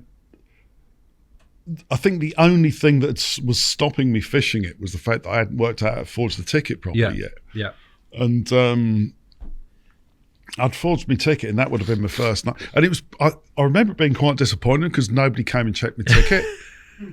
And I was the only one down there. And it'd been pissing down all day, and then it suddenly cleared up. And basically I had 3 of the biggest fish I'd ever seen in my life at the time feeding. And but I had them feeding for about 3 hours. I couldn't do anything to hook one. And then eventually one of them made a mistake. Well, this is off the top. Yes. Yeah. Yes. So, and that is really heart-rendering stuff because you're watching it all the time, aren't you? And I phoned up a friend of mine then, Stevie Robinson, who sadly died since then. But he came down and did the photos, but he was as excited as I was because these waters, we weren't fishing them yet. And I'd gone over there and nicked one. Do you know what I mean? And then the next year, I caught the same fish again. Must have been a slight anticlimax, even though albeit a better picture, and your hair in the second one is, you know, you say there's a year between them. It looks like your hair would say there's like 3 years. I don't know. You've gone for the sort of embryonic Terry Hearn sort of. I'm sure it's a year. I'm sure it's a year. But great fish. Did you ever catch any of his compatriots? Yes, I had the fully out of there. It's I think I might have a picture of that one, which is a particularly nice fish, which again got eaten by otters. I don't think Strawberry did. I think that just died of old age. Yeah, I might be wrong. And the fully was a little while later, but judging from the pictures again, these are lakes that you've gone back to. Yeah, there you go. So that That's what. That was actually off the bottom. That was the first time I'd ever. As I say, there was half a dozen fish in them, stuff like that. As I say, I caught one or two, but I wasn't great at catching them. There was people who were far better at catching them than I was. I mean, this one, John, is very much digital era as opposed to the slide era from the previous from the capture late of Realtree era as well, by the look of it. Yeah, but that's come back now, hasn't it? I don't know what's in and what's not now. Yeah, Realtree. That's cool. But this looks like a younger fish as well, mate. I'm sure it was. It was one of the smaller ones that grown through. Whether that years ago, I don't know how many stockings or if it ever received another stocking. I don't know. It's something I'd love to know about. There was years ago. There was many a tale of the blackfish in there, and everyone would say, "Oh, the blackfish is still in there." This, that, and the other. I never saw anything of that ilk. And I was down there many years ago on a Saturday. You know those days when nothing is going to happen and you're sitting there having a brew. And an old boy came down with some old photographs of the lake, and he was showing some fish that he'd caught, and sure enough, he'd shown in these pictures like one of the fish we knew was in there, but a smaller weight, and then he just showed this great big black mirror, and it was like, what? You'd never seen it before in your life. You didn't think it was a myth. And suddenly some bloke had a photograph of it, which was like... Do you think it was still there then when you were fishing there? No, I don't. It's a 7-acre pit. You start to realise, like years ago in Booton, there was the rhino, which was basically accepted as being the big one in there. But there was a bigger one that never got caught. And, I'd love to think somebody did actually catch it, but I think they called it Scar or something. I spent one day just fleeting at floaters, and it was, like shoulders back in the day, Yep. It was another one of those. It was bigger and rounder and longer than the known 30 in there. So what that was over the years, I don't know. But it was one of those lakes you could never fish more than 10 yards from a snag, really. And, I just don't think you're ever going to get that one out. It's almost too big for the pond, I think nowadays you'd have a chance. But yeah, it's like years ago with going to France with £15 line. It's not enough. But if you've been fishing over there, you think it is, Do you look back on that era where you had this sort of like Norfolk aristocracy of, in inverted commas, leany carp, some of which were big, with any regret that you didn't catch more of them, John? Yeah, yes and no, really, because I started doing the French bit when everybody over here went all a bit Yately. Okay. Do you know what I mean? Where a lot of people were fishing with one tea bag, travelling as light as they could, fishing gravel pits, doing nights. And around that time, I'd started to fuck off to France, basically. Yeah. Because it was far more interesting. You never saw anyone, there was something going on. And so, like, almost when I never really finished with the French thing. It's just like, things happen and you do other things. And when I came back to fishing in Norfolk, a lot of that had happened. It changed a lot, really. I'm not saying I completely removed myself from it, but when you're invested in the scene rather than visiting it, you realise the differences and stuff like that, And a lot of these fish had gone in the meantime. But you did fish a fascinating little chain of pits, I want to say. I have been to this place in question and caught another big one. Yeah, that was... people I knew had fished the water, and one or two of them had done very, very well on there. And I'd visited it, had a little go, but not really got me shit together. Not committed. If you know what I mean. No, and also if there's other people I know fishing a water, it's a bit rude to go down there and stick out 40 kilos of bait or whatever, So I'd gone down there and I thought, hang on, let's just meet it now and stuff like that. Looked about and there was nobody really putting any bait out. So I put a lot of bait out. It sounds strange to say, but I stuck a load of squid and octopus out there basically, and did that for a couple of weeks. And when I went down there, I'd found a darling spot just off gravel in a silly bit before weed, and I had 3 bites really quickly on quite a hard water, which was nice to do. But it's one of the very, very few times I've ever fished a chod rig. Right. Well, I was getting For some reason, when there's, I think it's about 15 fish in there, I was things were going on, getting the odd bleep and stuff. I thought, I'm sure there's something feeding out there. But I had critically balanced ones on, and years ago, Terry O'Brien said, sort of like, you want to nail down a prop up to me. And I thought, I'll nail one down. And I reeled them in. I thought, well, I might as well fish a chod rig because that's going to be nailed down. So I did that, slung them out there, and sure enough, I got some bites, which was nice to do. But that was a textbook capture that the fish was known. I think it was the biggest one in there at the time. There's one or two jostling position. But I turned up there quite confident because I'd had one previously. And I'd baited up 3 days beforehand. And I went down there, and the big one just literally stuck its head out on the bush beside me, then stuck its head out 3/4 of the way across, and then stuck its head out right over me bait. And the previous run was at 1 a.m, and that one, it's about 11 o'clock at night. It went off early, and it was brilliant. Another fellow, Shane, who's long since departed, bless him. He's got fairly mixed reviews, Shane has, but he came down at 3:30 in the morning and took the photographs, which was always really rather nice of him. But that was a nice one, very nice one. That's on their toes. We can't show the name though, out of respect. Yeah, no, that's fine. Definitely, it was a crazy. That's the one. Yeah, pop that one up. So that's another gnarly one, John, as you'd say in the lingo. Yeah, it's black eye. It was a very otter tail. Yeah, absolutely fucked is probably the phrase you're looking for. But it had lived in the pit next door. But I think when there'd been a bit of, some of the anglers on there had done a bit of selective stocking from stuff in other lakes, which I quite like in a way, almost like. Certainly what went on for many, many years, isn't it? Loads. Yeah. Loads. And they'd basically taken the choice fish from a couple of the other lakes and put in another lake. And that was one of them. And I think it had grown to over 30 pounds in the lake next door. And I might be wrong there. But that's a mega one. It always strikes me when they get that dip around the chest where your right hand is, they're on their way, John. He's very up. I think he's still, I might be wrong, but I think it's still kicking about. Is it? Yeah, I didn't think it had long when I caught it. But yeah, he's starting to go a bit banana. But again, evidence of the quality of fish that there are in your home county. Should you wish to fish these lakes, should with you low wish? stock. But but they're not 10 a penny. That is the whole thing. You're not going down to although there's one or two waters that are getting there in Norfolk nowadays, but we don't have the linears and stuff like that of the world. There's not.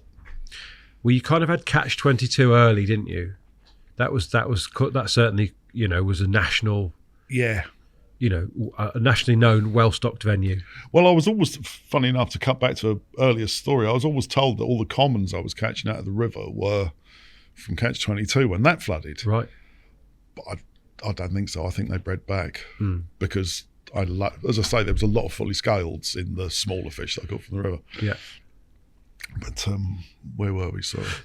I think that a good moment, John, would be to discuss the carpology thing, because you're very much the person that people won't associate with ology, unless, of course, they read your long-running piece in there at the back, your sort of humorous take on the carp scene, if you like. Yeah. But your history with them goes much further back, doesn't it?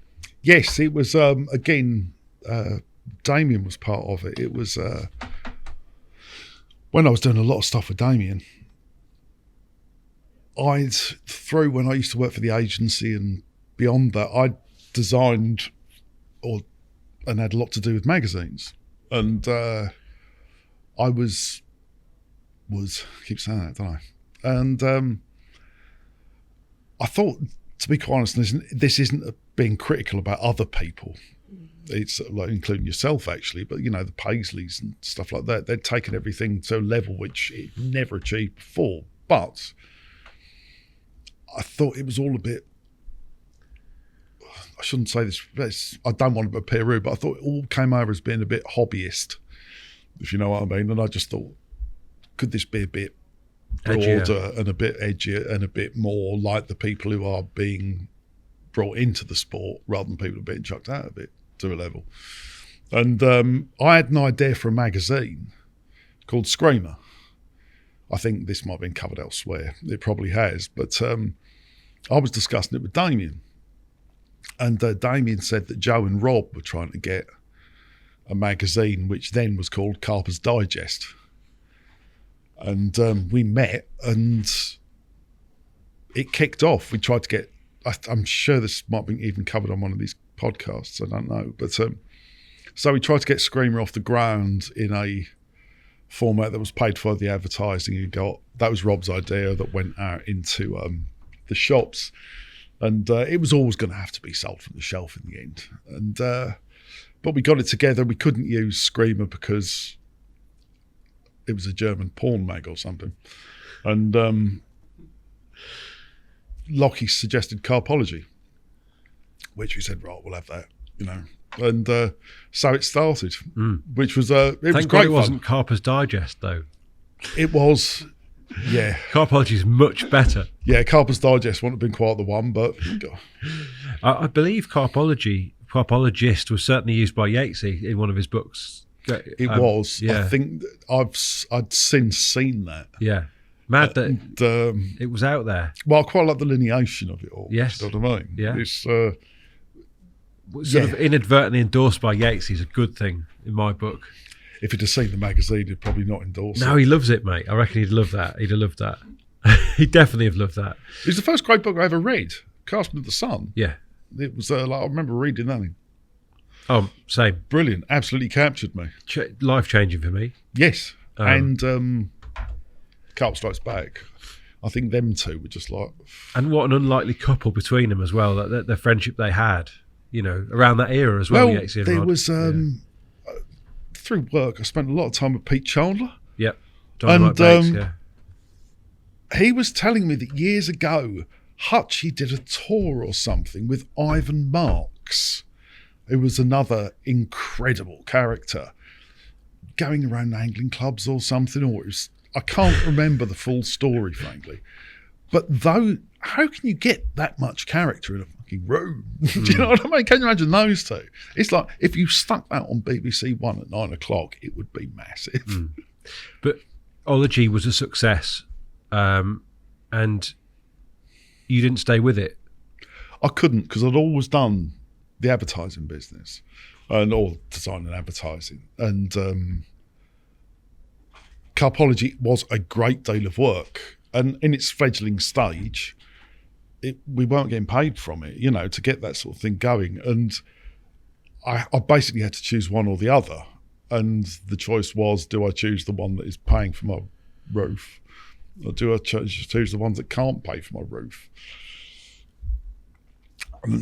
So now I live in a bivvy by a river. No, You must. I imagine you got you boys burning the midnight oil a lot on that early doors. Oh, it was great fun. It was, yeah, it was good. It's quite edgy because everyone was like fairly stressed, trying to get things done and stuff like that. But it was, looking back, it's like I speak to both fellas now. It was golden times, and also like the crap we got up to and things like that. It was great fun, like, because there was always the whole thing that one of the things that worked very much in the early days was, I always say, like, you've always got to look at things from a different point of view, or put things forward in a different way to get it actually seen and understood. And so we threw a rod pod off a cliff, and everyone went absolutely mental. Oh, you can't do that. That's not a real review, blah, blah, blah.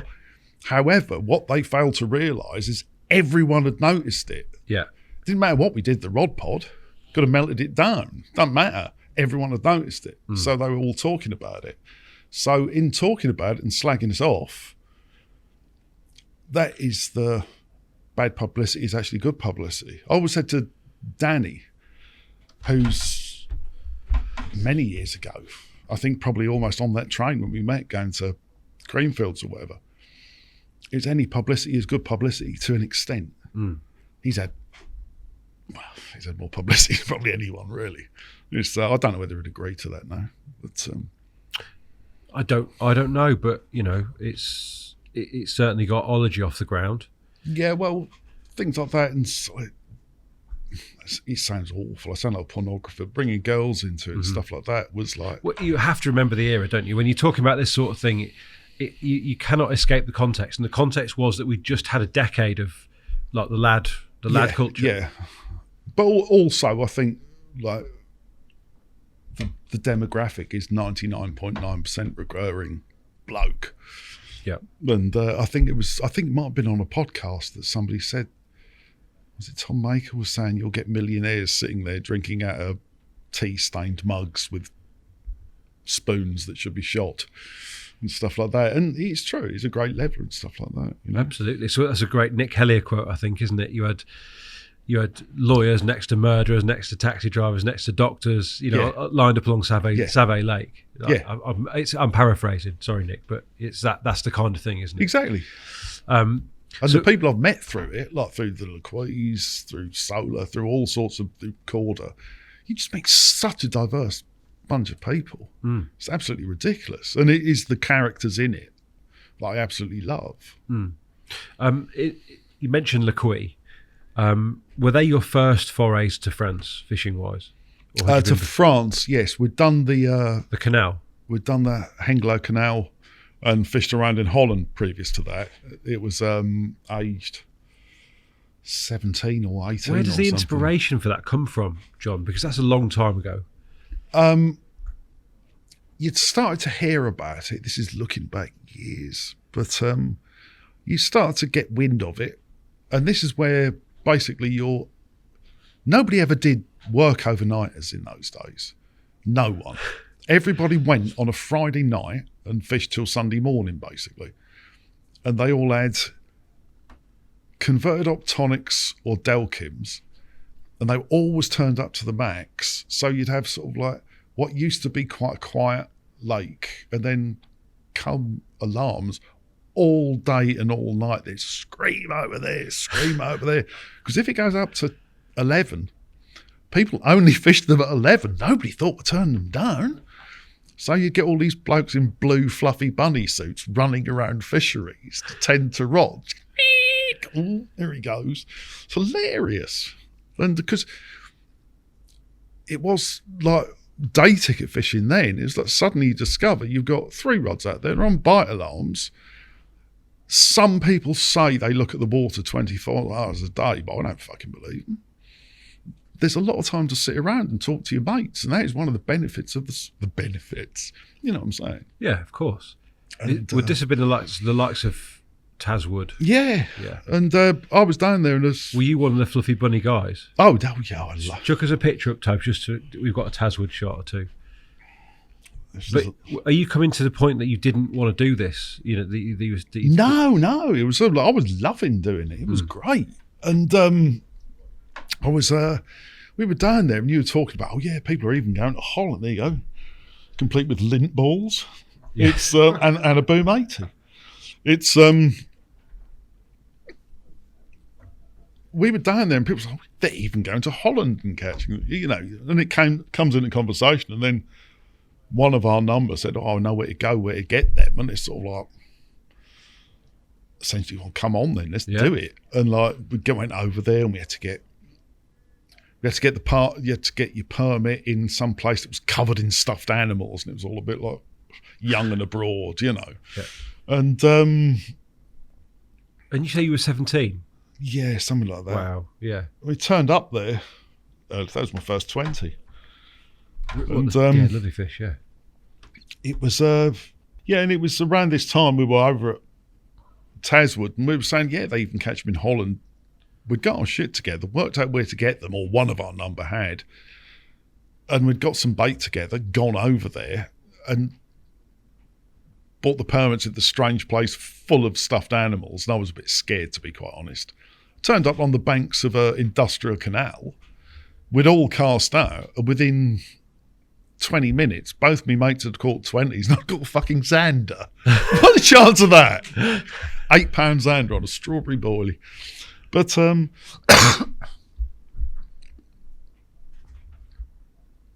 sorry. And we started catching carp, and it was lovely. You were putting out boilies, sticking out a stringer, and catching fish. And then it wasn't about 30s. It was about 20s, really. And you were catching a lot of 20s. There was the very, very odd 30. But it was just catching numbers of fish because nobody ever caught numbers of carp. To go and catch 7 carp in a night, yeah, it might happen now and again, but to do it consistently over there was incredible.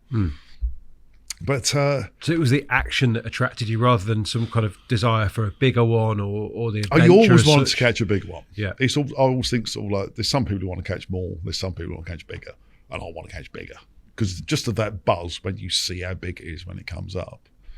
And we'd gone over there, and it was, again, this freedom thing. We were suddenly in a foreign country. We turned up with carp rods. The place where we ended up eventually was above or below the hot water stretch. And there's a place called the Crystal Blade. And it was a huge bay off the canal that the fish could come into. And if you fished at about 80 odd yards, and you were on the bar. Long range. Yes, very long range. Especially when you were boating your baits out on a bait runner with big game line. By the end of the week, you were actually pulling a 4-ounce lead in. It was that twisted your line. But it was fantastic, like just catching big fish at your leisure. I say big, 20 pounders, but... Well, you just said then, you just not long had your first 20 out of Taswood. Yeah, so suddenly you're catching 1 or 2. Yeah. And they're all...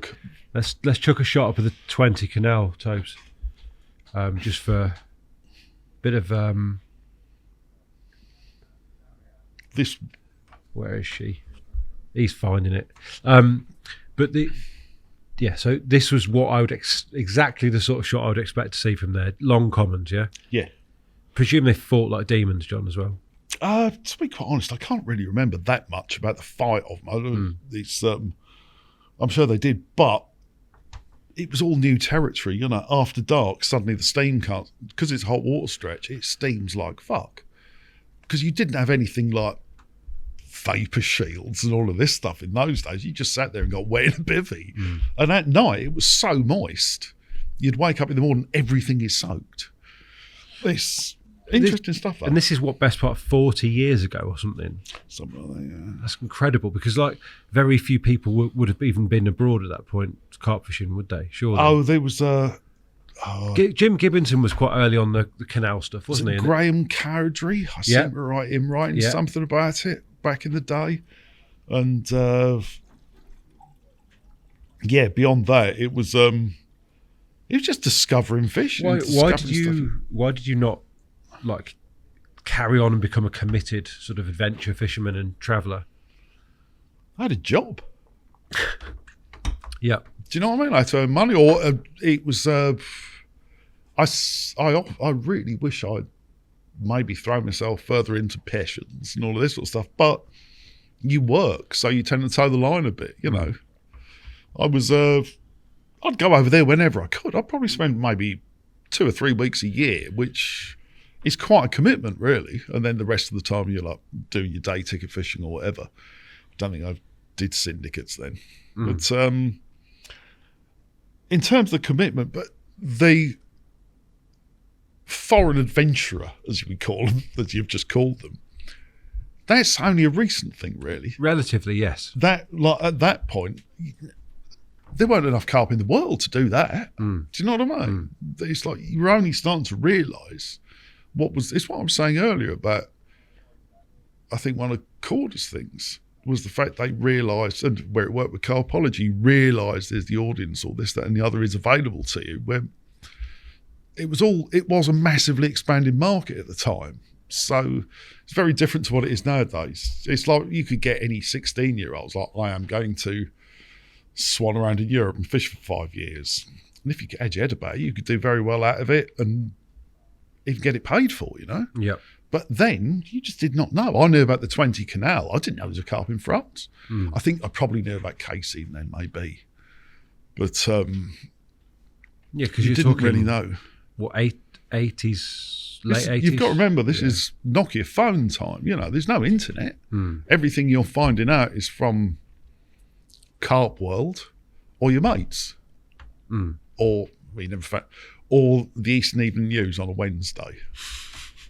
They would still say things. I can remember years ago when we used to fish at Booton, there was a small report in the Angling Times, and they had or the Angler's Mail, I believe it was, and there was a typo in it, and it said sort of like, good bream from the river at Bure and crap at Booton.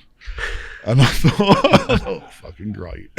Which was probably about right, because you never caught one out of there. So just want to, listening to you talk about the fact that you had to sidestep for work, John, I did want to just check back in with the work side. It sort of, I was thinking about as you were talking that in your line of work, it felt to me like surely there must be pressure every single day you were working with an agency, every single day to be creative, and how on earth anybody can be creative for a living.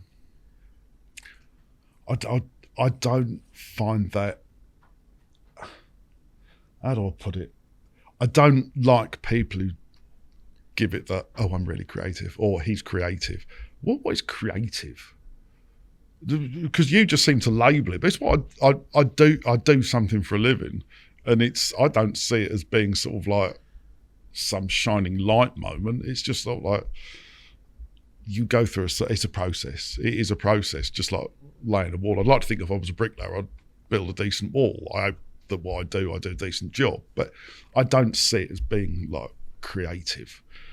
I think it's possibly more of a problem because I think people like me tend to have I was saying to Toby earlier, mind like a motel. So you've got a million references and sort of like you just work out the references as to work things out, you know. But the thing about carp fishing, where I've earned quite a bit of money out of it over the years, it's I don't have to do the research. Like you go to because you know it. Yeah, you bring out your, I don't know, like your push bike. You go to an agency to promote it, and that agency then has to find out about the push bike world. Well, I don't have to do that because I know about the fishing world. I don't know how to catch them, as you've found out, but I've got some appreciation, so sort of like you know exactly how things tend to fit together. Would it have been more lucrative for you to have stayed in that London world and not bothered with the fishing side? Massively. Well, I don't know. I might have got given the Spanish Arch. Of course. But it's I'm sure it would. But your hobby, passion, or whatever you call it, is always more interesting. The advertising stuff is great. You know, it's when I started to more divert to the fishing stuff, I was like working for Nissan. I thought Nissan were the main one. We just handle the production for Nissan in Business, which is the fleet car side of things. And I was doing that, and I was starting to get more and more involved in the fishing stuff. And then, you know, the line, probably the profit level went down, but the line kept going, you know, albeit on different subject matter. So you are somebody whose sort of decisions are potentially ruled by the heart at times. You know, you made that call to go into fishing. I didn't think from now on I will just work on fishing stuff. It just more and more came in, and because of my mental problems, I would do them as opposed to the proper stuff. It's and so the fishing side of things just really grew. But I think I was very, very lucky because I just happened to be there when carp fishing exploded. I was carp fishing, so I got swept away to a level. I don't see anyone who's done the work that you've done in fishing. I just don't. The adverts that you left, you know, are still different stuff that's done today.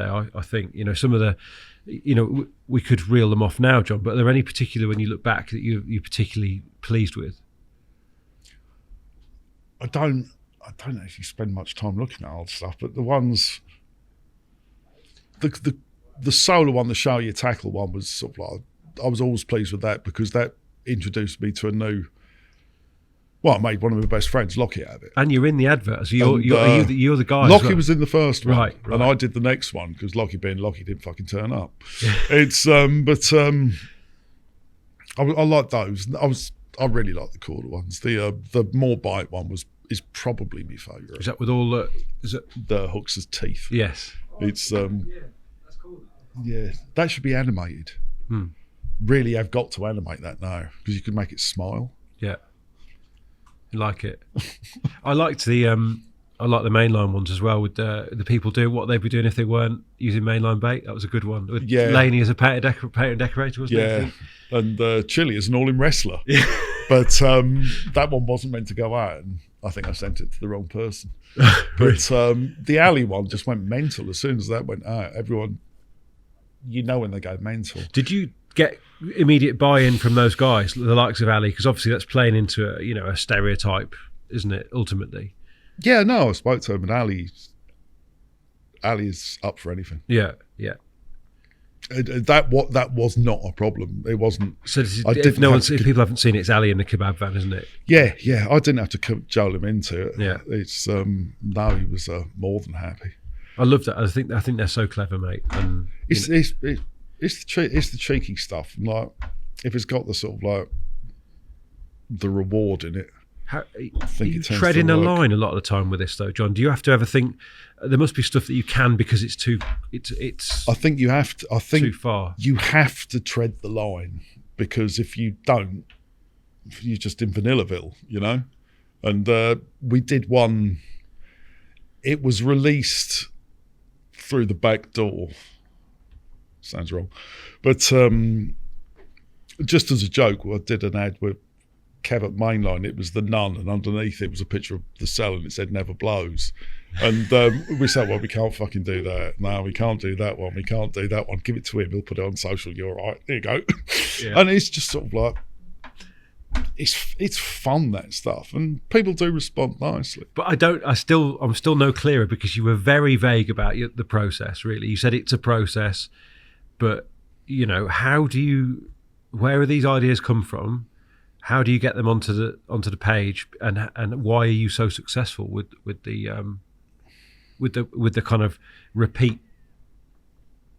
Well, I don't know. I've been lucky enough to, when I was working in agencies, I've worked with some other good writers. It's the thing about I've done. The older I've got, the more and more I've written. Got my quill out, and. It's the writing is the main thing. Do your ideas come as words or are they images? Bit of both. I genuinely have one of those spider scroll pads that I just work stuff out on, but you have to. What I do is essentially precipitation. You just boil the subject down and down and down and down, and that gravy you're left with is what you've got to work with. Mm-hmm. That's exactly what you want. The message is like the more bite one for Korda. I'd done it, and then I'd written more bite, thinking more bite in the hooks, and I hadn't even got the bite myself.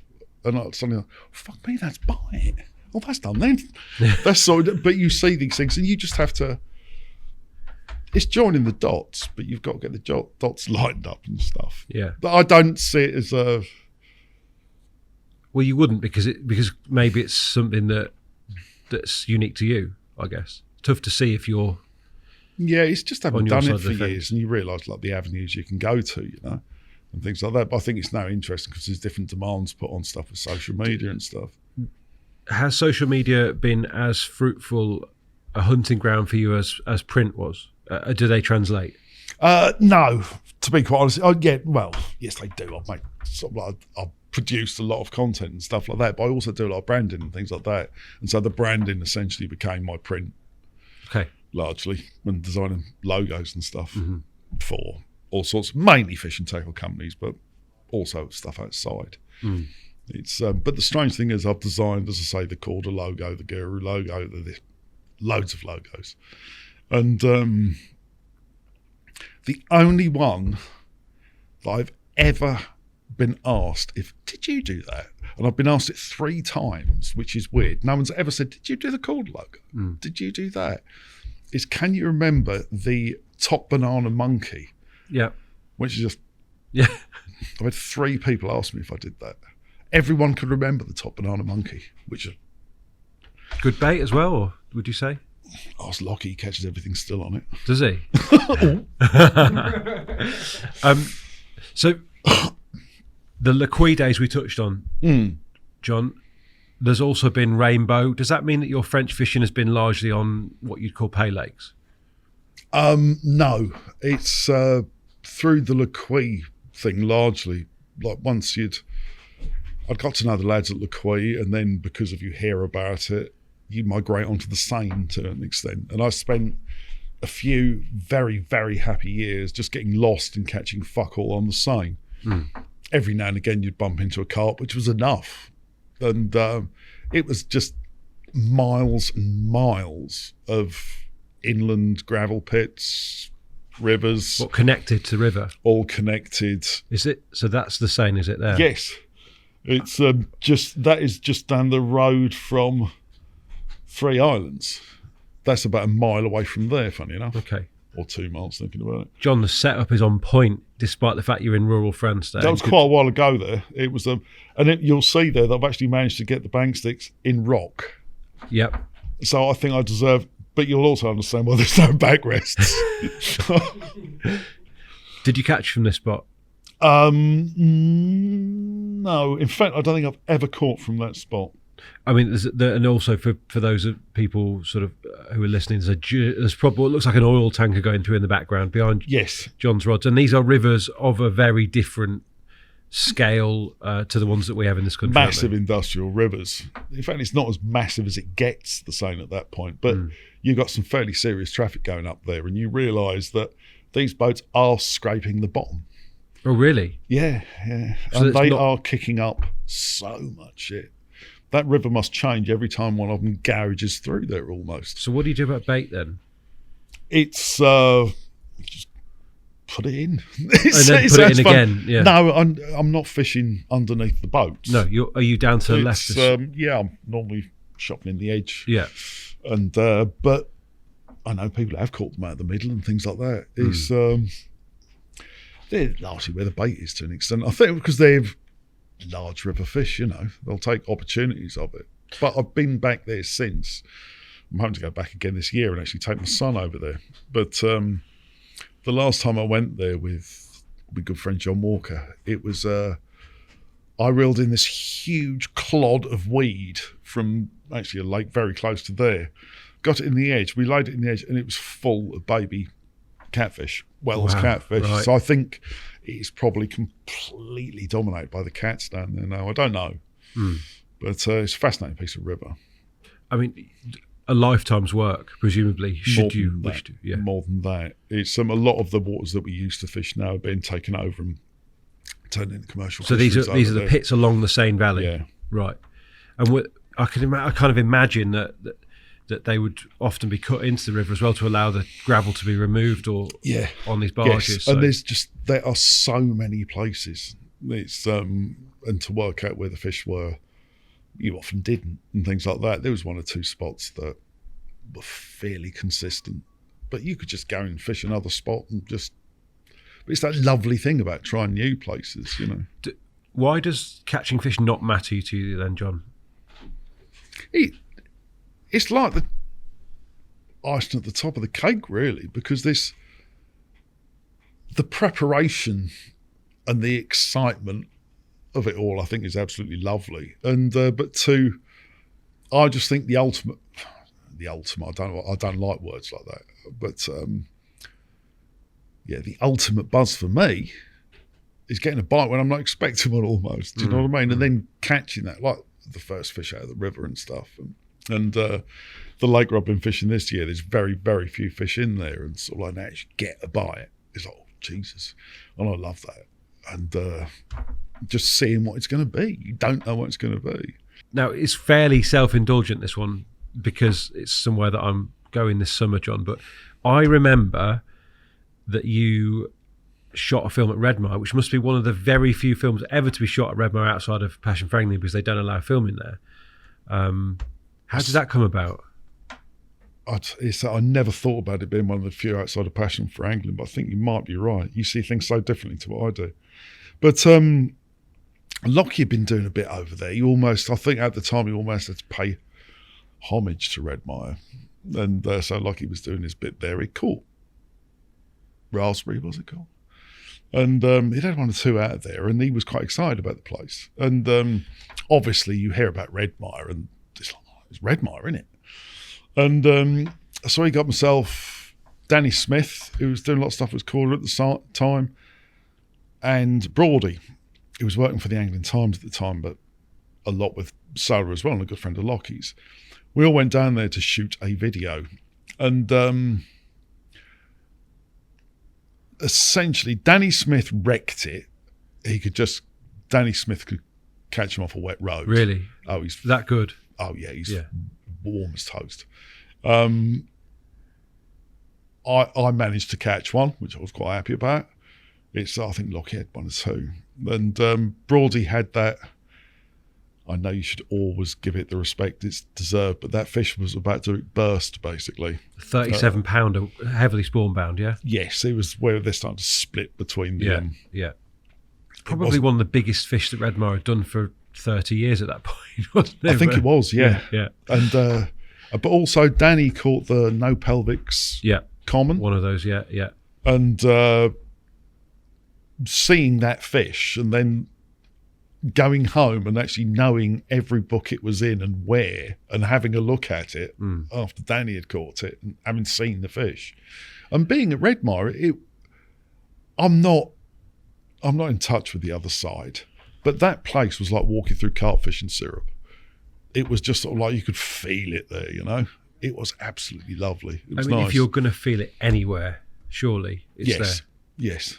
It was a fantastic place. And then seeing Danny catching them in the shallows, and like the shallows had gone red where it hooked one and stuff. Yeah, it was a nice place. Where did you fish, John, and how did you fish it? This sounds terrible, but I can't remember the plots what I fished in. I started over the other side. It was very shallow, close in. So I moved around the other side. Tigers in between the weed beds, and I managed to have one 19, 20, something like that. But as I say, I certainly wasn't the main capture on that trip. Maybe not. And Len, you said it was Len Gerd shot it. Len Gerd shot it, yes. Lovely bloke. It's he did a lot. Years ago, I did quite a bit of work with Len. Did a few covers for him and things like this. Did you? Yeah. But he came down. But it was the usual enjoying ourselves, because we actually took a remote control boat, or one of our number did, just to give us an edge. They're unheard of in those days. But and there's a bit where Lockie gets interviewed by Brody. They're talking about the lake. It's they had to cut it out, and but Danny and I rigged up the remote control boat with something very vulgar written on a flag, and they're talking, giving it the big in depth. Suddenly, this flag's going past them. It was great fun. Loved the place. Yeah, been back? I went back once. It was a trip that I'd arranged with a few mates. It was when carpology was sort of like, I was leaving it. And there was a few of us going. Everyone pulled out, and it ended up me and Skip going down for one night. But it was a very good night. But it was for Skip. It was going to Redmire, because he's 20 years older, or 10 years older than me, and 20. And it's just, it's the church, isn't it? And he was going there and having heard all about it, to go to Redmire and lose one. Oh no! It was yeah, but it's places like that mean a lot. Actually, going to these places, it's like going over at France. I can remember the excitement of seeing rainbow for the first time and all this stuff. It's lovely seeing these places and actually experiencing them. Rainbow, somewhere that you've been more than once? Yeah, I've been a few times. It's I've been on the early January trips. It does fish in the winter, doesn't it? It does fish, yeah. And me and Lockie we've had up to, I think we had 7 or 8 fish in a week, and on occasion in the winter, and not knowing what size they can come to. You don't know. But I do pay lakes, for want of a better phrase, but I don't think rainbow even falls into that genre, really. It does have a mystery all of its own, and it's such a beautiful place as well. And as always said about it, it's I think it's one of Lockie's phrases. It's like sitting in your front room in the dark waiting for someone to throw a brick through the window. And that is a very, very good analogy. That's amazing. I've not heard that one. Yeah, and that's precisely what it's like, because they're not takes. There's everything is... They're assaults. Yeah. I'm not saying I've had millions. Lots of people have had far more than I have, but to go out there and experience it, and I've had them up to mid 60s out of there, but to see a fish that's probably 70 pounds jumping by your marker is like, Jesus, and different scale. We got a shot of one of yours there. To have gone with Lockie as well must have been incredible, because there can't be many people know that lake better than Martin. No, he's a mine of information. But the thing about Lockie, which I've certainly learned, where he's good in these situations, wherever you go, he is immensely practical. It's all I could tell you, sort of like paint it red. I might get that right, but Lockie will just sort things out from a very engineering point of view and say, that's the problem, so we'll do that. That's the problem, we'll do that. And that's his process, whether it be tackle or fishing. And he gets his head around places, and then he absolutely rinses them out. All credit to him. Did you out and out copy him then when you went? Oh, completely, yeah. But I'd get things wrong. Yeah. I'm not going to tell you what, but yeah, you get it a bit wrong. But it's, you know things well enough to actually get it right in the end. But it is an incredible place, and the stock in there is awesome. Where does that kind of experience and that kind of fishing? We've talked Redmar, we've talked Rainbow. Yes, they're at the opposite ends of the spectrum, but both right at the top of their, within their own little sphere. Where do they sort of rank in your own sort of angling experiences? I've loved them all, but it's I don't. If I could go back onto the river, when I went first onto the river, I just cut to that every time. It's I've loved all the. No, actually, I say I've loved. Some of them I've actually fucking hated, but you get it right, you get it wrong, and the learning is great. But if I could go on the river, what it means, that sort of like freedom. It's the freedom bit, though. It's one thing that I think Nick Elliott does very well at, the way he puts himself across. He's relatively free. Do you know what I mean? He's fairly unhindered in what he does, and I quite like that. I think that is one of the things left that we can still aim for. Ever more so, it seems, that, like post-COVID, you see a lot more people at least saying they're paying attention to the fact that they're trying to live, a different life now. Yes. Try to have more experiences, do the things that they want to do with family, whatever it is. There's loads of ways to fish for them.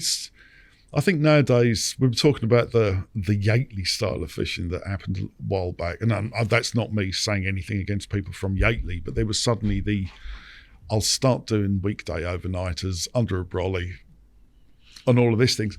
And there was a bit of a backlash against the weekend carper almost. And you'd get the bloke, he'd take 4 trips on his barrow. He would sit out a family tent. He would have this, that, and the other. It's like, oh, he's got all that stuff. It's not carp fishing. I think I probably thought much the same. But nowadays I think, well, he's out there enjoying himself. He's happy. Just leave him alone. He's doing what he wants to do. You do what you want to do. And I tend to have that sort of opinion on it nowadays. There's an awful lot of people that love that style as well. That that we sell bigger bivvies than ever now, don't we? Yeah, barbecues, exactly. Bigger bed chairs, like that. Precisely. It's living on the bank that seems to really captivate people. I know, and it's not. It is in a way becoming very much more like camping in certain ways. And Jesus Christ, you go down and you think, oh, I'll bring a cook tent. How did that happen? I don't know, but I always look back at conversations that I've had, maybe even on here, with Tim Paisley, and that living on the bank by the water, swinging your legs out of bed in the morning, putting the coffee on, the first coffee of the day, were as important to him as anything within fishing. Oh yeah. It's the thing. What I go through periods of not fishing for a long while, basically. And this year I spent a long while not fishing. And I had my first night of the year, and I woke up just at first light, as I tend to nowadays, which is really annoying. I would love a lay-in. But woke up at first light and think, oh, this is what it's all about. This is it. Do you know what I mean? It was just like lovely sitting there watching the lake come back to life. When I hadn't done that for maybe a year or so, it was like, this is fuel. Let's round up, John, with a little bit of chat about the place that probably you woke up at that morning, and if it wasn't, then the place with the very, very few carp that you've sort of become interested in the last couple of years. Yeah, it's another one of the sort of like old Norfolk history wars. I say history wars. I'm not saying there's been vast annals of wordage written about them. It's where carp fishing went on, possibly a bit earlier than many other places. The fish had long since died or been eaten or whatever. It was stocked, then they got eaten again. And I got a ticket on it, thinking, "Oh, that's quite handy. It's out of the way." Knowing that there might be hardly any carp left. Well, I knew there was one or two left. I think at the time it was less than 10, and then I accidentally dropped my ticket through not seeing an email. Then realised, I could get a ticket again. So I got the ticket again. Went back, fished it completely differently to what I did in the first year, and then actually caught one on my first night. Before you gloss over that, how did you fish it differently? How did I fish it differently? I got in amongst it. When I fished it the first time, I fished it how I'd caught a fish from there 20 years ago in the edge. I thought, I'll get them all from the edge. No, I can't get them from the edge. I can get them from the middle. It seems like I'm getting from the middle. But yeah, just sort of applied bait and caught. I should say a massive thanks, though this probably will give the game away.